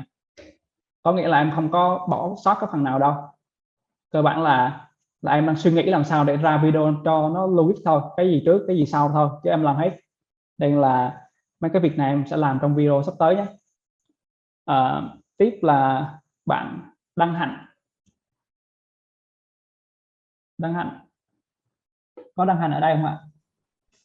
Có bạn ơi. Dạ, chào anh ạ. Chào bạn. Dạ, mình có thắc mắc là cách chỉnh ánh sáng tối trong thông số setting trong từng cái bài làm sao cho hợp lý để bài trong trẻo và tự nhiên. Anh ơi, cái này setting của em có setting một cái thôi. Hồi đó đến giờ là mọi công trình của em setting một cái thông số thôi. Còn em muốn cho nó sáng, nó trong trẻo hay gì đó thì em chỉ cần chỉnh sửa lại cái Iquanso ấy, một mình cái Iquanso đó thôi. Dạ, còn cái việc mà bài nó trong trẻo hay không á, thì nó còn nằm ở những yếu tố khác. Ví dụ là chúng ta sử dụng vật liệu này, chúng ta dùng cái khối lượng model này, chúng ta dùng cái ánh sáng nó như thế nào trong cái thiết kế thì nó tự động nó sẽ trong trẻo. Giống như là anh để ý có những cái công trình mà nó theo kiểu như là kiến trúc tối giản á, thì anh sẽ nhìn cái bài nó rất là trong và nó rất là mềm, tại vì người ta chọn những cái tông màu nó trung tính, nó nhẹ nhàng và ít vật dụng nội thất, thành ra cái bài nó tự động trong, dù cái bài nó có sáng hay tối gì đó thì nó tự trong. Ok, cảm ơn bạn nhé. Dạ, cái này thì trong cái video mà em nói về việc setting thông số thì em sẽ nói kỹ với anh cho anh cái phần này luôn. Cảm ơn bạn. Dạ. Tiếp đến là cái số 13 bằng thành công. Thành công có ai không ạ? Dạ em có. Ok, thành công ơi. Câu hỏi ngồi lề. Ok, anh có thể chia sẻ vài nghiên cứu về cơ sở tạo hình kiến trúc được không? Được em, cái này thì được, nhưng mà nó phải nằm ở trong cái chuỗi video nói về sinh viên kiến trúc của anh. Em thấy trên kênh của anh có làm hai cái video rồi, một cái video kể về cái chuyện mà anh thi kiến trúc và một cái video nói về 10 cái lý do mà kiến trúc sư gọi là sinh viên kiến trúc không nên làm. Vâng, em có xem. Thì cái này á thì anh sẽ làm trong những cái buổi vlog đó, nên là chờ một khoảng thời gian nha, anh ra hết á. Dạ vâng ạ. Tiếp tục là bạn Đỗ Đức Việt ạ. Các bạn Đức Việt ở đây không ạ? Bạn Đức Việt này hỏi rất là dài, để mình đọc luôn câu hỏi luôn. Cách xử lý học kỳ Enscape và V-Ray em có biết là chỉnh theo vài thông số ánh sáng như Photoshop dựa vào độ cảm quan về ánh sáng của bản thân, nhưng anh có thể share cái kinh nghiệm cho em để nắm bắt nhanh được không ạ? Rồi, cái này em chia sẻ luôn. Cái này chắc là em chia sẻ luôn. Đó là hãy cố gắng không có Photoshop. Rất là nhiều người render xong Photoshop rất là nhiều. Vì sao mà mình không nên Photoshop nhiều? Nếu các bạn vẽ kỹ, nếu mà anh chị mà ở đây mà thiết kế kỹ là chúng ta vẽ luôn cái bao cảnh cho nó luôn. Và vì cái bao cảnh đó, và nếu mà mấy anh chị setting luôn cái ánh sáng của công trình của mình, có nghĩa là cái công trình của mình quay hướng nào ở trong SketchUp và set local cho cái vị trí của công trình mình đúng với cái vị trí của khu đất luôn á, thì toàn bộ ánh sáng nó đều gọi là giả lập, nó chính xác tầm khoảng, em nghĩ là tầm khoảng 80 đến 90% rồi. Nên là chúng ta không nên Photoshop. Photoshop thì nó đẹp hơn á, nhưng mà khi mà ra thực tế thi công xong thì công trình nó sẽ không đẹp như thế. Và cái việc như thế thì mình có khi mình đang gọi là một góc độ nào đó thì mình đang gọi là lừa khách hàng dựa trên cái việc mà sản phẩm mình đẹp, nhưng mà thi công nó là không đẹp. Nên là em cũng khuyên là mọi người không nên Photoshop nhiều. Và nếu mọi người chưa hiểu được cái việc là setting ánh sáng môi trường nó đúng cái local ở đó, đúng cái địa phương đó, thì em cũng sẽ làm cái video đó luôn để mọi người biết được là mình sẽ đặt cái công trình mình đúng vị trí và ánh sáng mặt trời nó như thế nào. Và em cũng giải thích là lý do tại sao mình phải đặt như thế ở trong cái video đó. Cái đó là câu trả lời của em cho bạn Đỗ Đức Việt. Tiếp tục là câu 15 ạ. Bạn Hảo, có Hảo ở đây không ạ? Chắc là không rồi. Đôi khi mình nói nhiều quá, mình chỉ accept vào cái thôi rồi luôn.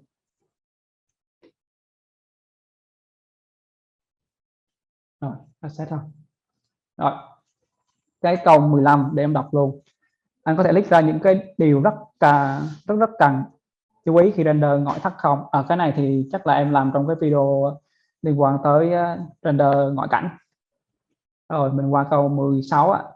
Enscape có làm được dạng preset như là Lightroom để áp dụng và sản xuất phối cảnh hàng loạt không anh? Cấu hình cơ bản của Enscape mới. Bạn Phan Đức có ở đây không ạ? như là không. Rồi em cũng trả lời luôn. Hiện tại em đang dùng một preset thôi. Hồi đó giờ là em dùng một cái thôi, nên là nó cũng là một preset chúng cái Lightroom đó, nên là mình có thể ứng dụng được. Và Enscape nếu mà mình biết cách đó, mình có thể dùng được một cái việc đó render hàng loạt, chỉ có thể thay đổi cái model thôi, xong rồi camera nó setting sẵn rồi, cái là bấm cái nó render ra hết.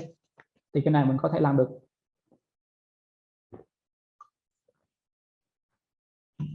Còn cái cấu hình cơ bản á, em lâu nay em cũng không có follow nhiều về việc là chip hay card màn hình hay là những cái liên quan tới linh kiện máy tính.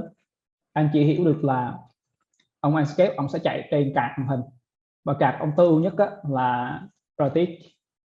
Và nếu mình có mua á, thì mình mua RTX máy cũng được.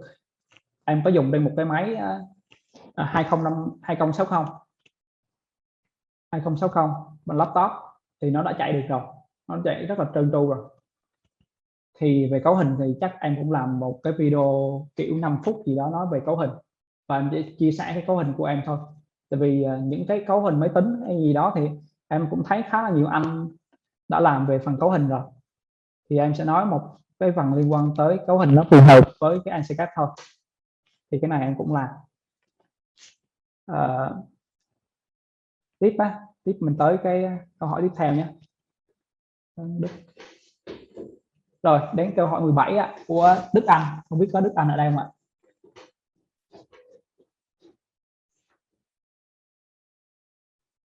Đức Anh muốn hiểu biết về cách đặt đèn, thông số, ánh sáng môi trường nội thất và những màu đèn trong nội thất. Cái này thì hồi nãy em cũng có nói rồi, là em sẽ làm một video cho nó. Video về đèn thì chắc là anh Đức xem video sau gì đó thì anh Đức có thể thấy được cái trả lời của em. Mình tới với 4 câu hỏi, 5 câu hỏi chứ, tại vì hiện tại em chưa có một câu hỏi nữa, là câu hỏi thứ 18 này. Đăng Tăng ạ. Có Đăng Tăng ở đây không ạ? Theo anh thế nào là một bài render đẹp bằng Enscape đạt tiêu chuẩn? Em thường nhận định góp ý là chưa đẹp, chứ chưa ai chỉ em cách nhận ra bài thiếu cái gì đẹp. Cái bài đẹp nó không. Alo ạ. Có bạn Đăng Tăng ở đây không ạ? Chắc là em cũng trả lời luôn để bạn Đăng Tăng có thể xem lại. Về việc mà đẹp này á, cái bài render đẹp hay không á, nó không nằm ở việc render đâu. Nó không chỉ nằm ở việc render đâu, mà nó nằm ở cái việc mà thiết kế của mình nữa. Có nghĩa là hầu như 90% về việc công trình đẹp hay không á, là nó nằm ở thiết kế. Còn 20% còn lại nó mà ở diễn hỏi. Thành ra là mặc dù nếu mình thiết kế đẹp á, mình chỉ cần chụp hình bằng SketchUp thôi thì nó đã đẹp rồi, nó không cần phải render luôn á. Còn cái việc mà bị em đang gặp một cái vấn đề, bạn Đăng Tăng này đang gặp một vấn đề, đó là bị nhận xét, gọi là bị nhận xét là chưa đẹp. Thì cái này phải có nhiều góc nhìn hơn, đó là nhìn vào thiết kế là một, nhìn vào cái độ chi tiết của thiết kế là hai, nhìn vào cái chất lượng render thì cái này có thể thay đổi được, cái này có thể học và thay đổi được. Và anh cũng khuyên một cái là nếu mà những bạn đang gọi là, em hy vọng ở trong này những anh chị, những bạn đang ở trong cái nhóm này đang nghe em nói, thì đừng nên đi chê một cái bài ai đó, đây là việc rất là không tốt. Tại vì nếu mà mình ở trạng thái mình chê thì dễ lắm anh chị. Ngày xưa em cũng ở trong một cái trạng thái là hay chê bai người khác về cái sản phẩm của họ, nhưng mà mình không biết được cái câu từ mà mình chê họ nó gây ảnh hưởng rất là nhiều với họ đâu. Có nghĩa là bạn này khi bạn hỏi câu này với em thì bạn này đang rất là gọi là suy nghĩ về câu hỏi này, suy nghĩ về vấn đề này. Có thể là bạn đang rất là đau khổ về cái vấn đề là đang bị chỉ trích là vẽ xấu ấy. Thì đối với những các bạn mà đang có cái chất lượng sản phẩm nó chưa tốt ấy, thì đơn giản có thể là bạn mới học, hoặc là có thể bạn đang có một cái nút thắt nào đó. Tùy của mình khi mà nhận xét bài hay là comment bài đó, thì một là mình comment để giúp bạn nó tốt hơn, còn hai thì thôi mình đừng có comment. Em nghĩ là thế thì nó sẽ tốt hơn trong cái môi trường của mình. hãy động viên các bạn, tại vì các bạn là những cái người có thể tương lai là đồng nghiệp của mình, và sau này nó sẽ là giống như là cái việc mà mình có khi là mình là những người đi trước và các bạn đó là những người theo sau, và cái việc mà đi trước mà đang gọi là dìm những cái bạn đi sau thì nó không tốt nào cả. Mình muốn phát triển tốt, mình muốn một cái thế giới trong cái việc mà thiết kế một cái thế giới trong việc diễn họa Ansible mình nó tốt á, thì ai cũng là người mà tạo động lực và khích lệ những người khác làm việc á, thì em đảm bảo rằng cái cộng đồng Ansible của mình nó sẽ phát triển rất là nhanh, và nó sẽ không có gặp trường hợp là các bạn sẽ tự ti về việc là biết diễn họa hay không, hay là đang diễn họa xấu, mà các bạn sẽ chủ động tìm hiểu và sẽ được sự giúp đỡ của những anh chị, những bạn đang ở đây để mà phát triển hơn nữa. Đó là cái câu hỏi số 18. Tiếp là câu hỏi số 19 ạ. Lại tiếp. Trời ơi, Vinh ơi, em hỏi hết luôn rồi đó. Rồi, Ansible thường gặp lỗi cơ bản phần hình ảnh nào về anh bị mất mát, không hiển thị. Cái này thì em thấy có vài cái lỗi mà nó hay gặp phải nhất là lỗi không nhận card màn hình là do mình chưa chạy driver, hay là cái card mình yếu. Cái lỗi thứ hai mà khi mà không hiển thị map á, đó nằm ở việc là mình đang dùng cái phiên bản thấp, và khi mà mình copy file quá thì nó bị mất map. Thì nó có hai cái vấn đề đó. Còn hầu như Ansible nó sẽ không có một vấn đề về trục trặc về phần mềm, mà nó trục trặc ở ngay cái phần cứng đó. Đó là mình chưa cài driver này. Driver là phần mềm rồi. Phần cứng ở đây á, là cái card màn hình mình yếu quá, hoặc là máy mình yếu quá thôi. Còn hầu như là những cái việc mà lỗi đó thì mình có thể khắc phục được, như là mất map thì mình copy map vào luôn, hoặc là bây giờ mình cứ cài phần Ansible là 3.1, và khi mình cài xong thì mình nhớ cài driver cho card là ăn hết, cho màn hình là hết. Đó là trả lời cho Vinh. Vinh ơi, em còn đó không?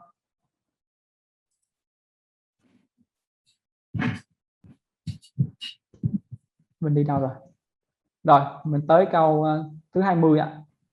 Mình muốn hỏi là có cách nào hiển thị vật thể, ví dụ như là cây cối, thành khung dây đan như dây dạng như bút. Mình Vũ đi ạ. sai, xin lỗi tí nha. Vũ, dạ. chào tí nha. Dạ vâng ạ, chào anh Vũ ạ. Cái này được anh ạ.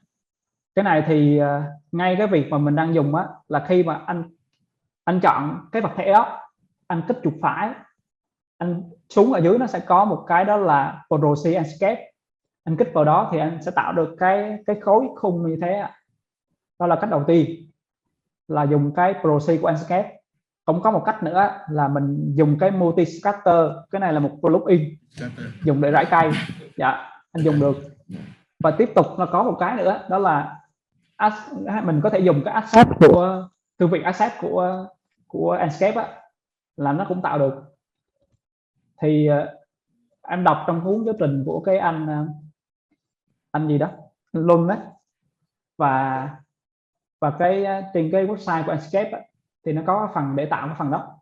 Anh Lund viết cũng khá là kỹ á, anh có thể tìm cái giáo trình đó, tại vì cái giáo trình đó anh Lund anh chia sẻ free á. Trong cái cộng đồng Enscape anh Lund cũng là một trong những người rất là được tâm đắc ạ.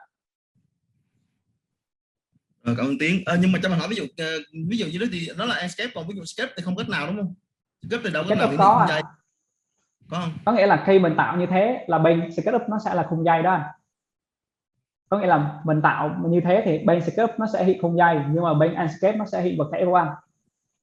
Nhưng mà tạo xong thì mình đâu có edit, mình đâu chỉnh sửa gì cái vật thể đó được nữa. Mình có thể reload, mình chỉnh sửa được ạ. Rồi, dạ, okay, mình có thể relink được ạ. Rồi, cảm ơn Tiến nha. Rồi, dạ vâng ạ.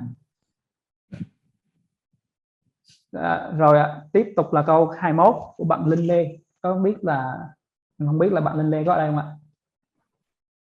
Dạ có. Dạ rồi.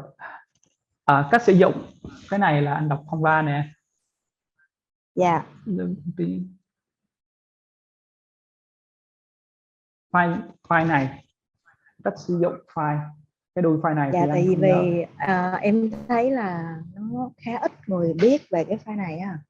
Thì nó là một cái thông số được save lại để khi mình qua một công trình khác mình cần một cái ánh sáng nó tương tự như vậy, một cái thông số tương tự như vậy thì mình có thể áp nó vô bên Enscape và nó sẽ tự động, cái thông số nó sẽ tự động chỉnh y chang vậy anh.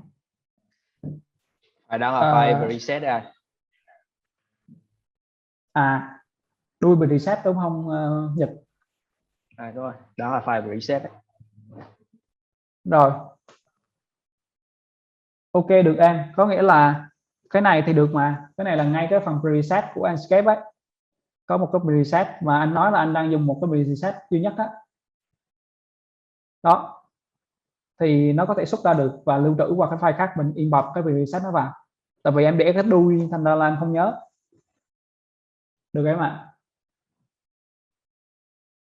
Và cái này á thì anh nghĩ là trong cái video liên quan tới việc làm nội thất, gọi là cách ánh sáng nội thất, thì anh có hướng dẫn luôn cái này luôn đi để em có thể xuất cái preset ra.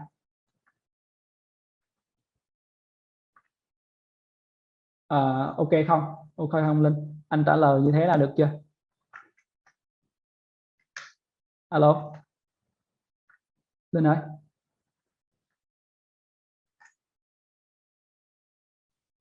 Rồi mình có thêm 2 câu hỏi nữa, đó là bạn Vĩnh Phúc. Bạn Vĩnh Phúc ở đây không ạ?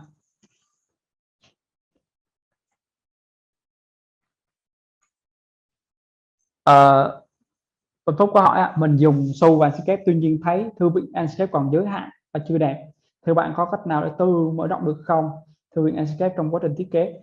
Cái này được bạn ạ. Cái này có được, mình làm bình thường mà, tại vì mình có một cái phần mềm, mình quên tên rồi, không biết có Phúc ở đây không, một cái phần mềm mà mình có thể xuất qua từ cái thư viện của 3D Max, mình xuất qua bên SketchUp và mình làm vật liệu lại, thì mình có một cái model đẹp như mình mong muốn và mình tạo nó thành asset ChanSmooth, một cái phần mềm tên là ChanSmooth, thì chúng ta có thể xuất cái file 3D Max qua để mà cái thư viện nó đẹp. Thì mình cũng có làm vài cái rồi thì nó cũng dễ làm lắm, và tất nhiên là ChanSmooth thì trên mạng thì nó cũng có cái để mà mình tải về mình dùng luôn á.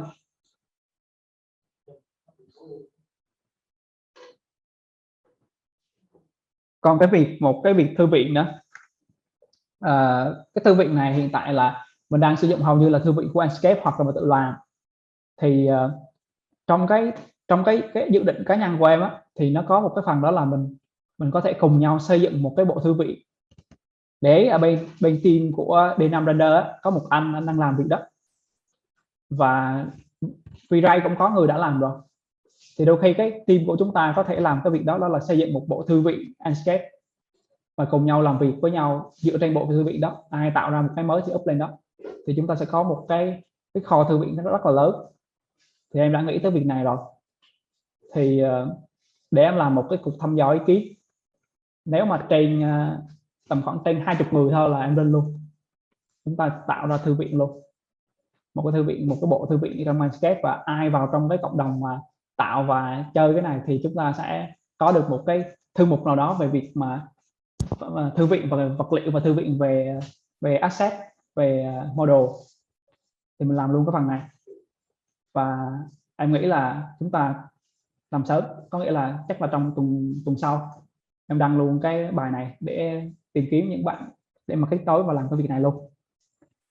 Tiếp là câu cuối cùng là 23 của Việt Anh. Việt Anh có đây không Việt Anh? Alo. Em đây anh ơi. Ok. Ánh sáng khi render làm thế nào để nó trong nhất, và ánh sáng như thế nào để cho một cái hình đẹp nhất? Ok. Cái ánh sáng mà nó muốn đẹp nhất thì anh có thể trả lời bây giờ. Anh trả lời cái này theo góc nhìn mà anh hiểu câu hỏi của em. Em thấy cái ngày nào trong năm, cái thời tiết nào trong năm mà nó đẹp á, thì em hãy setting cái Enscape đúng y cái thời tiết đó, đúng y cái ngày đó, đúng y cái giờ đó là nó tự động đẹp.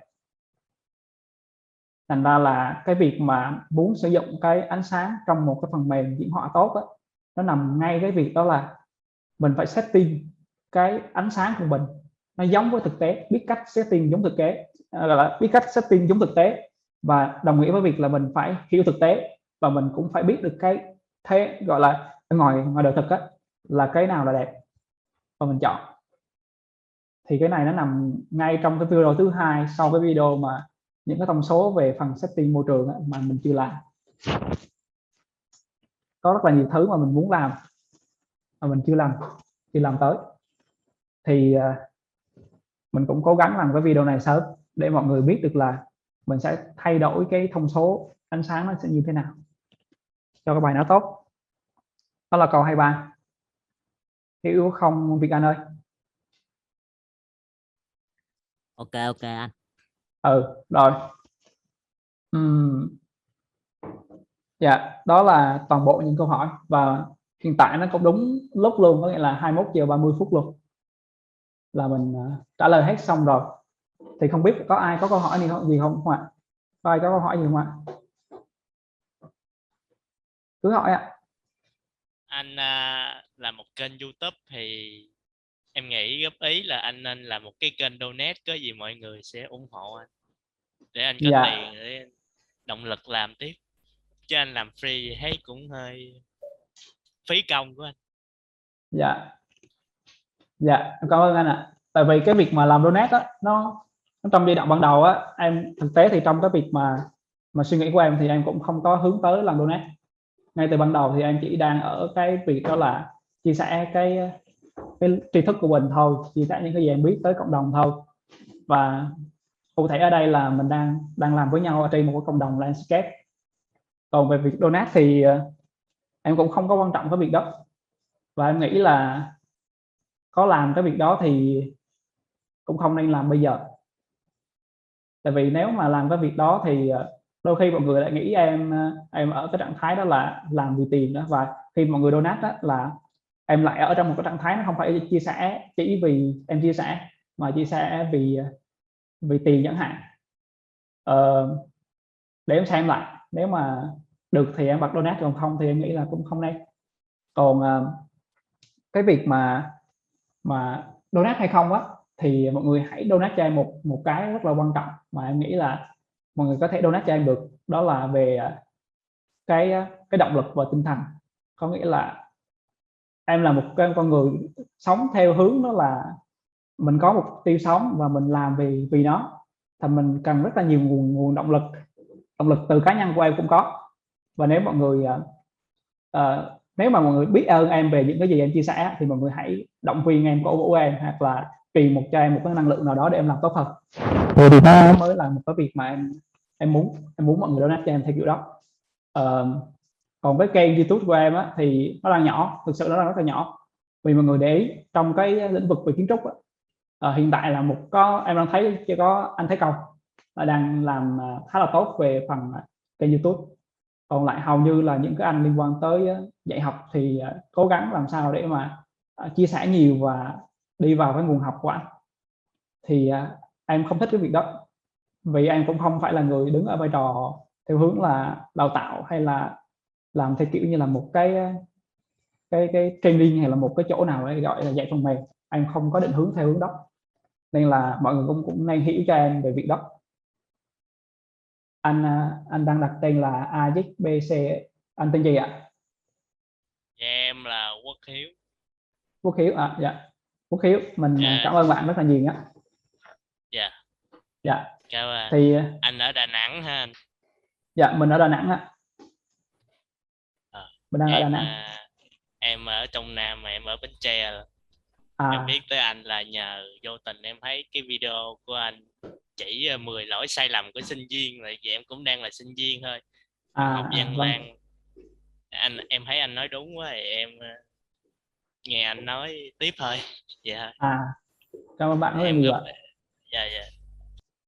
Dạ alo ạ. Dạ alo. Dạ.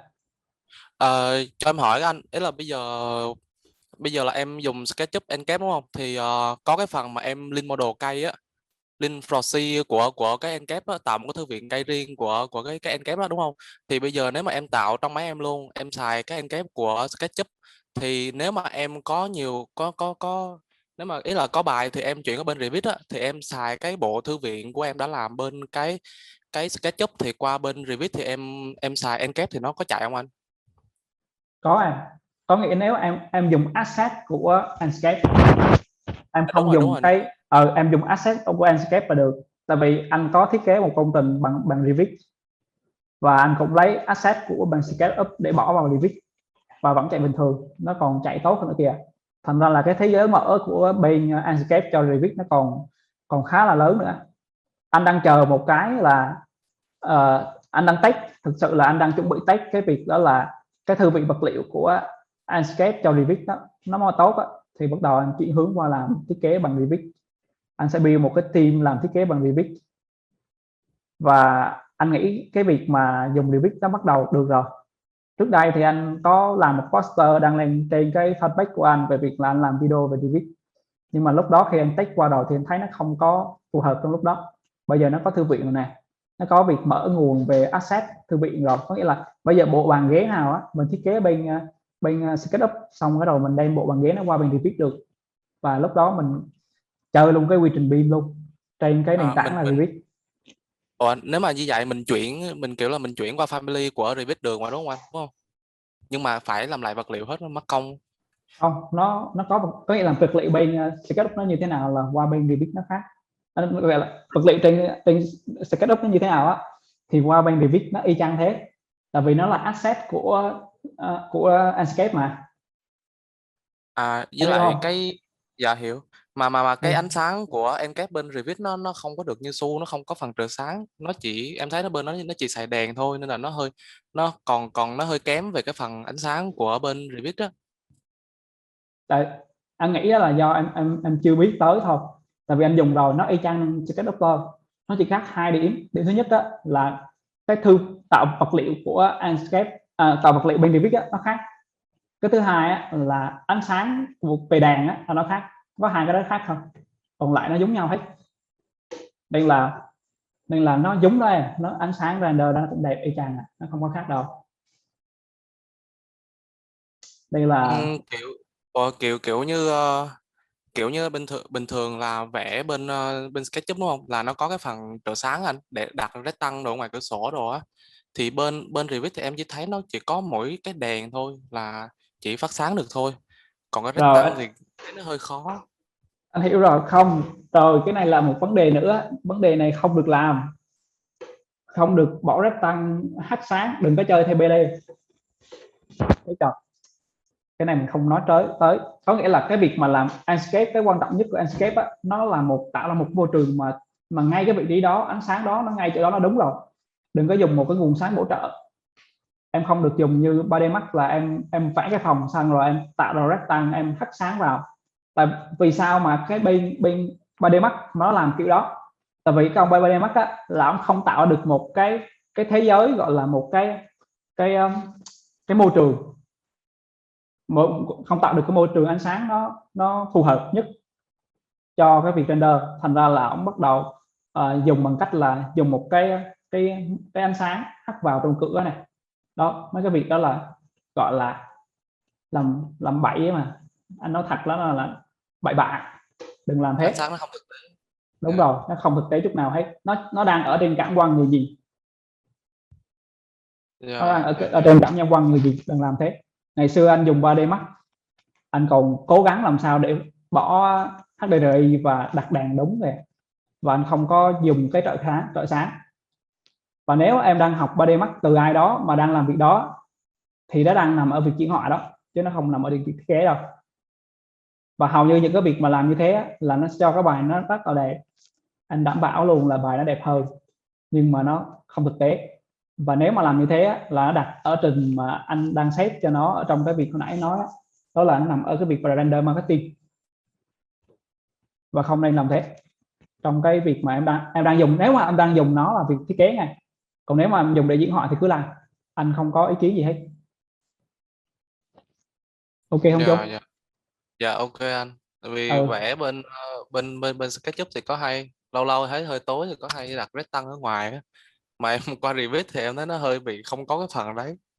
Cái đó khi mà em thấy SketchUp em hơi tối là do thiết kế em đang thiếu sáng, gọi là thiếu sáng tự nhiên, chứ không phải là do cái việc mà nó tối à. Dạ hiểu rồi anh. Ok. Dạ em cảm ơn. Ok. Có một cái tin nhắn của Long Nguyễn này. Nếu diễn họa chủ yếu là khối trong giai đoạn đầu tiên và cuối cùng, cái này mình đặt rồi. Nếu diễn họa chủ yếu hình khối trong giai đoạn đầu và cuối mới quan tâm đến sáng, cái này mình đã làm rồi. Ok. Rồi, có bạn nào có câu hỏi gì không ạ? Có ai có nhắn tin trên nhóm để mình đọc không ạ? Anh ơi, cho em hỏi một câu ạ. Vâng ạ. Đó là cái phần mềm Rhino ấy ạ. Thì ở Việt Nam thì mình dùng phần mềm đấy liệu có phát triển được không ạ? Rhino. Vâng. Anh có dùng Rhino, anh tải Rhino về anh test rồi. Và anh thấy nó không phù hợp. Không phù hợp. Thứ nhất là nó đang chưa có cộng đồng là một. Thứ hai, nó đang đi theo một quy trình thiết kế của một cái quốc gia nào đó, một nhóm quốc gia nào đó. Chứ nó không có đi theo một cái nào đó, cái kiểu như là nó định hướng cho Việt Nam mà nó không có định hướng cho Việt Nam. Nó đang định hướng cho một cái nhóm, một cái khu vực khác, không phải là khu vực Việt Nam.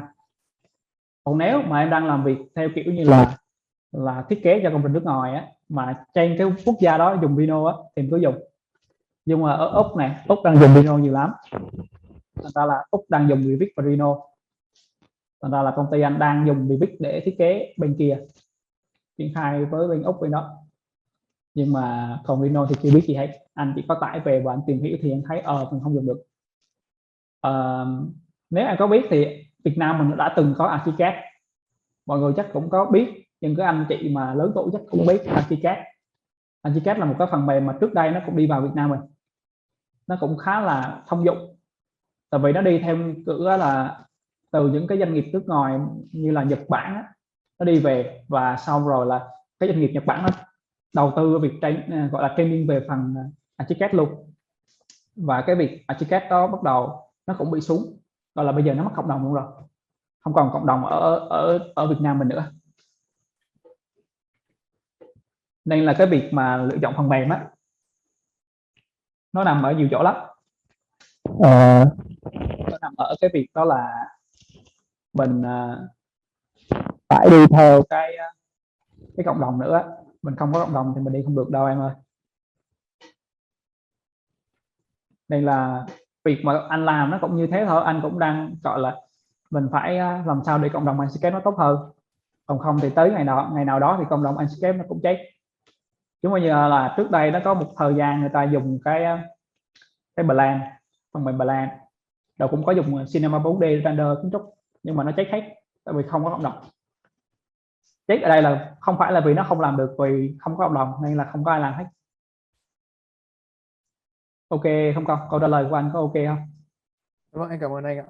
Bởi vì là em đang thấy là gần đây là có rất nhiều những công trình lớn ấy mà nó làm những mấy cái đường nó phức tạp ấy, thì em thấy là mình có nên đi theo hướng đấy hay không ấy?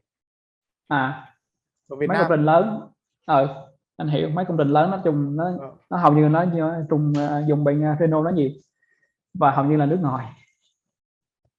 Vâng, vì em thấy là ở một vài địa điểm ở Việt Nam là bắt đầu là sử dụng những công trình hình khối nó khá là phức tạp.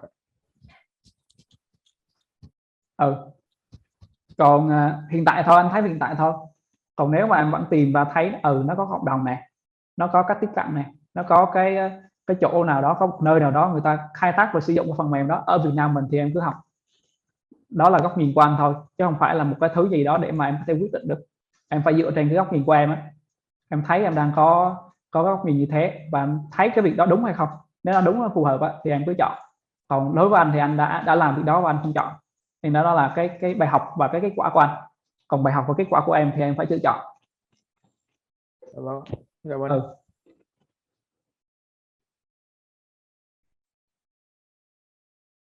Anh Bảo nói đúng kìa, anh Bảo có các trong nhóm kìa. Anh Bảo anh nói đó là có Dynamo kìa. Hồi xưa anh cũng quen một số bạn dùng Dynamo và anh cũng có tải Dynamo về học. Dùng được mấy ngày cái anh bỏ. Anh không thuộc cái nhóm theo kiểu như là kỹ thuật và setting theo kiểu Dynamo. Có thể em tìm hiểu Dynamo thử, xem qua nó thử như thế nào. Rồi,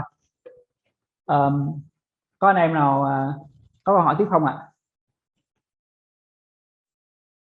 Em nghĩ là mình cần thêm một câu nữa thôi. Có ai có câu hỏi không ạ? Vậy là cũng đã trễ rồi, 9:45 rồi, gần 45 rồi. Cái đó là bình thường thiết kế xong rồi cái layout của SketchUp anh thì nó thay thế cho CAD luôn á, thì có nên dùng cái đó không, hay là mình vẫn làm bằng CAD anh khai triển đó?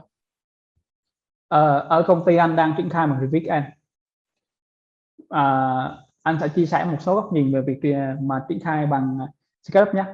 Đối với việc mà dùng nội thất này, làm cho nội thất, đối với anh á thì layout nó sẽ phù hợp với nội thất, như là anh Bảo á, đang làm rất là phù hợp luôn.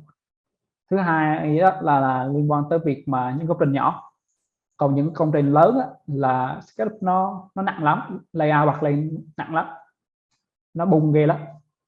Thành ra là hiện tại thì anh đang thiết kế trên SketchUp, nhưng mà triển khai bên công ty anh là triển khai trên cái quy trình bên Revit. Thì tương lai của anh sẽ đi qua bên hướng thiết kế bằng Revit. Còn BIM của Su á thì có một anh nói kìa, BIM Su là quy trình này dùng cho các công trình vừa và nhỏ kìa, đó, nó chỉ là vừa và nhỏ thôi. Thì em thấy nó hợp lý thì cứ dùng thôi. Còn anh thì cái điểm dừng của anh nó đang ở mức đó là anh dùng layout để mà có một là vài lần anh dùng layout để thì concept còn về triển khai thì anh không giỏi. Ra là câu hỏi này thì anh nghĩ là em nên hỏi một anh nào đó đang triển khai, đang làm, anh đang dùng SketchUp để mà triển khai bản vẽ thì nó sẽ phù hợp hơn.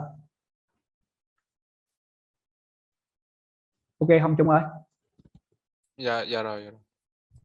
Ok. Rồi, còn ai có câu hỏi không ạ? Một câu hỏi cuối cùng ha.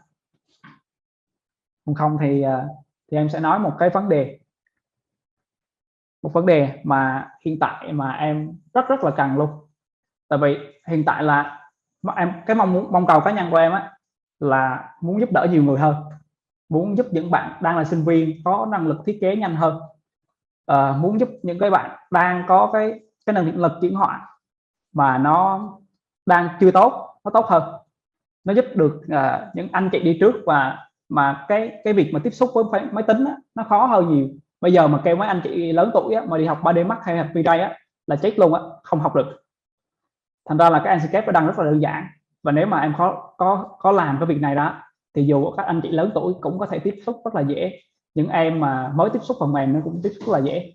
Rồi những cái dự định liên quan tới việc mà cái cộng đồng nó phát triển hơn này, rồi cái bộ thư viện của việc mà Enscape này, cái này thì em không thể làm một mình được. Và tương tự như những cái việc liên quan tới tổ chức một cái buổi event như thế này, và hiện tại mình đang tổ chức theo kiểu như là online, tại vì mình đang dịch.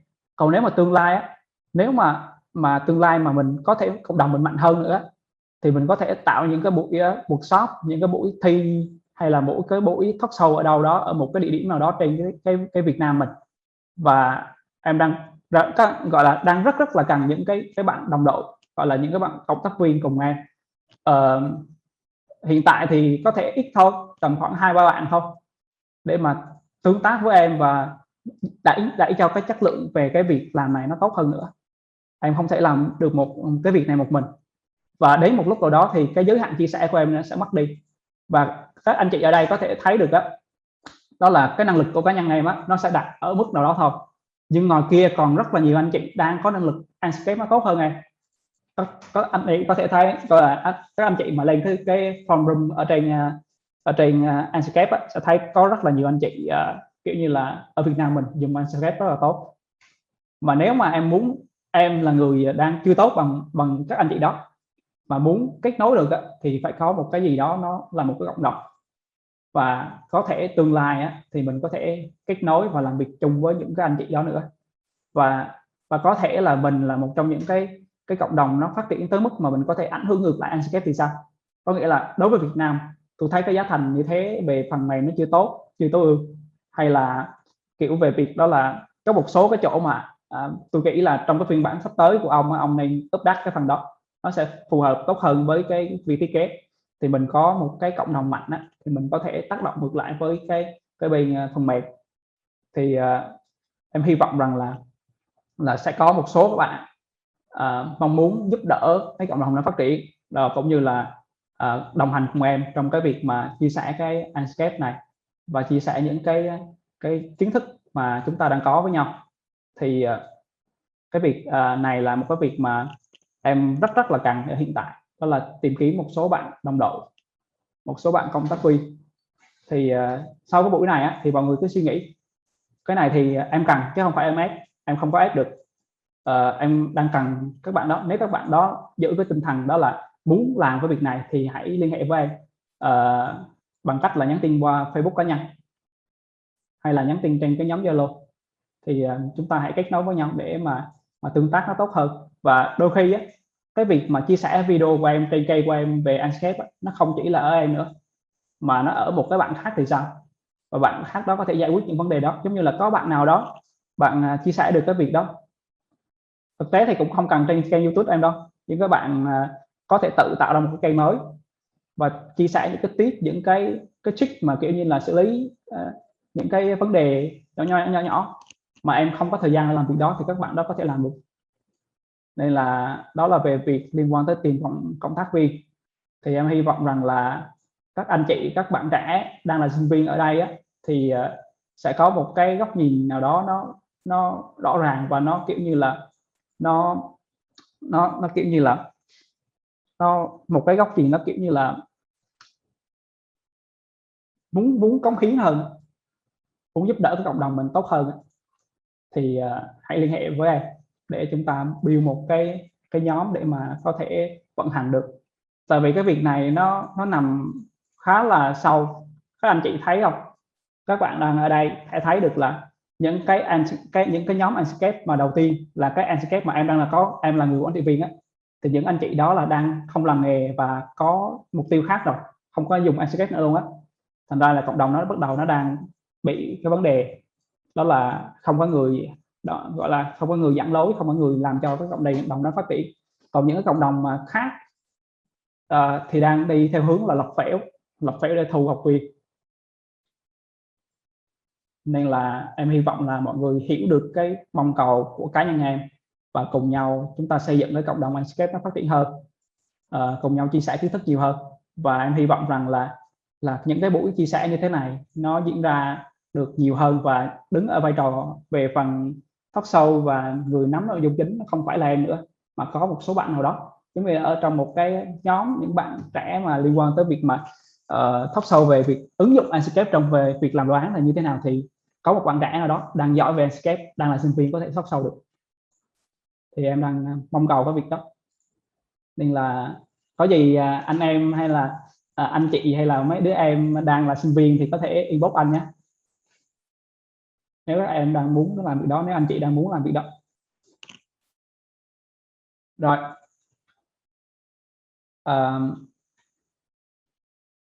và sau cái buổi này á, thì em chắc em làm một cái cuộc khảo sát này. Em nghĩ là em nên làm cuộc khảo sát. Đây là lần đầu tiên mà em talk show ở một cái nhóm mà đông người như thế này mà theo kiểu online, nên là mọi người sẽ thấy em có rất là nhiều vấn đề.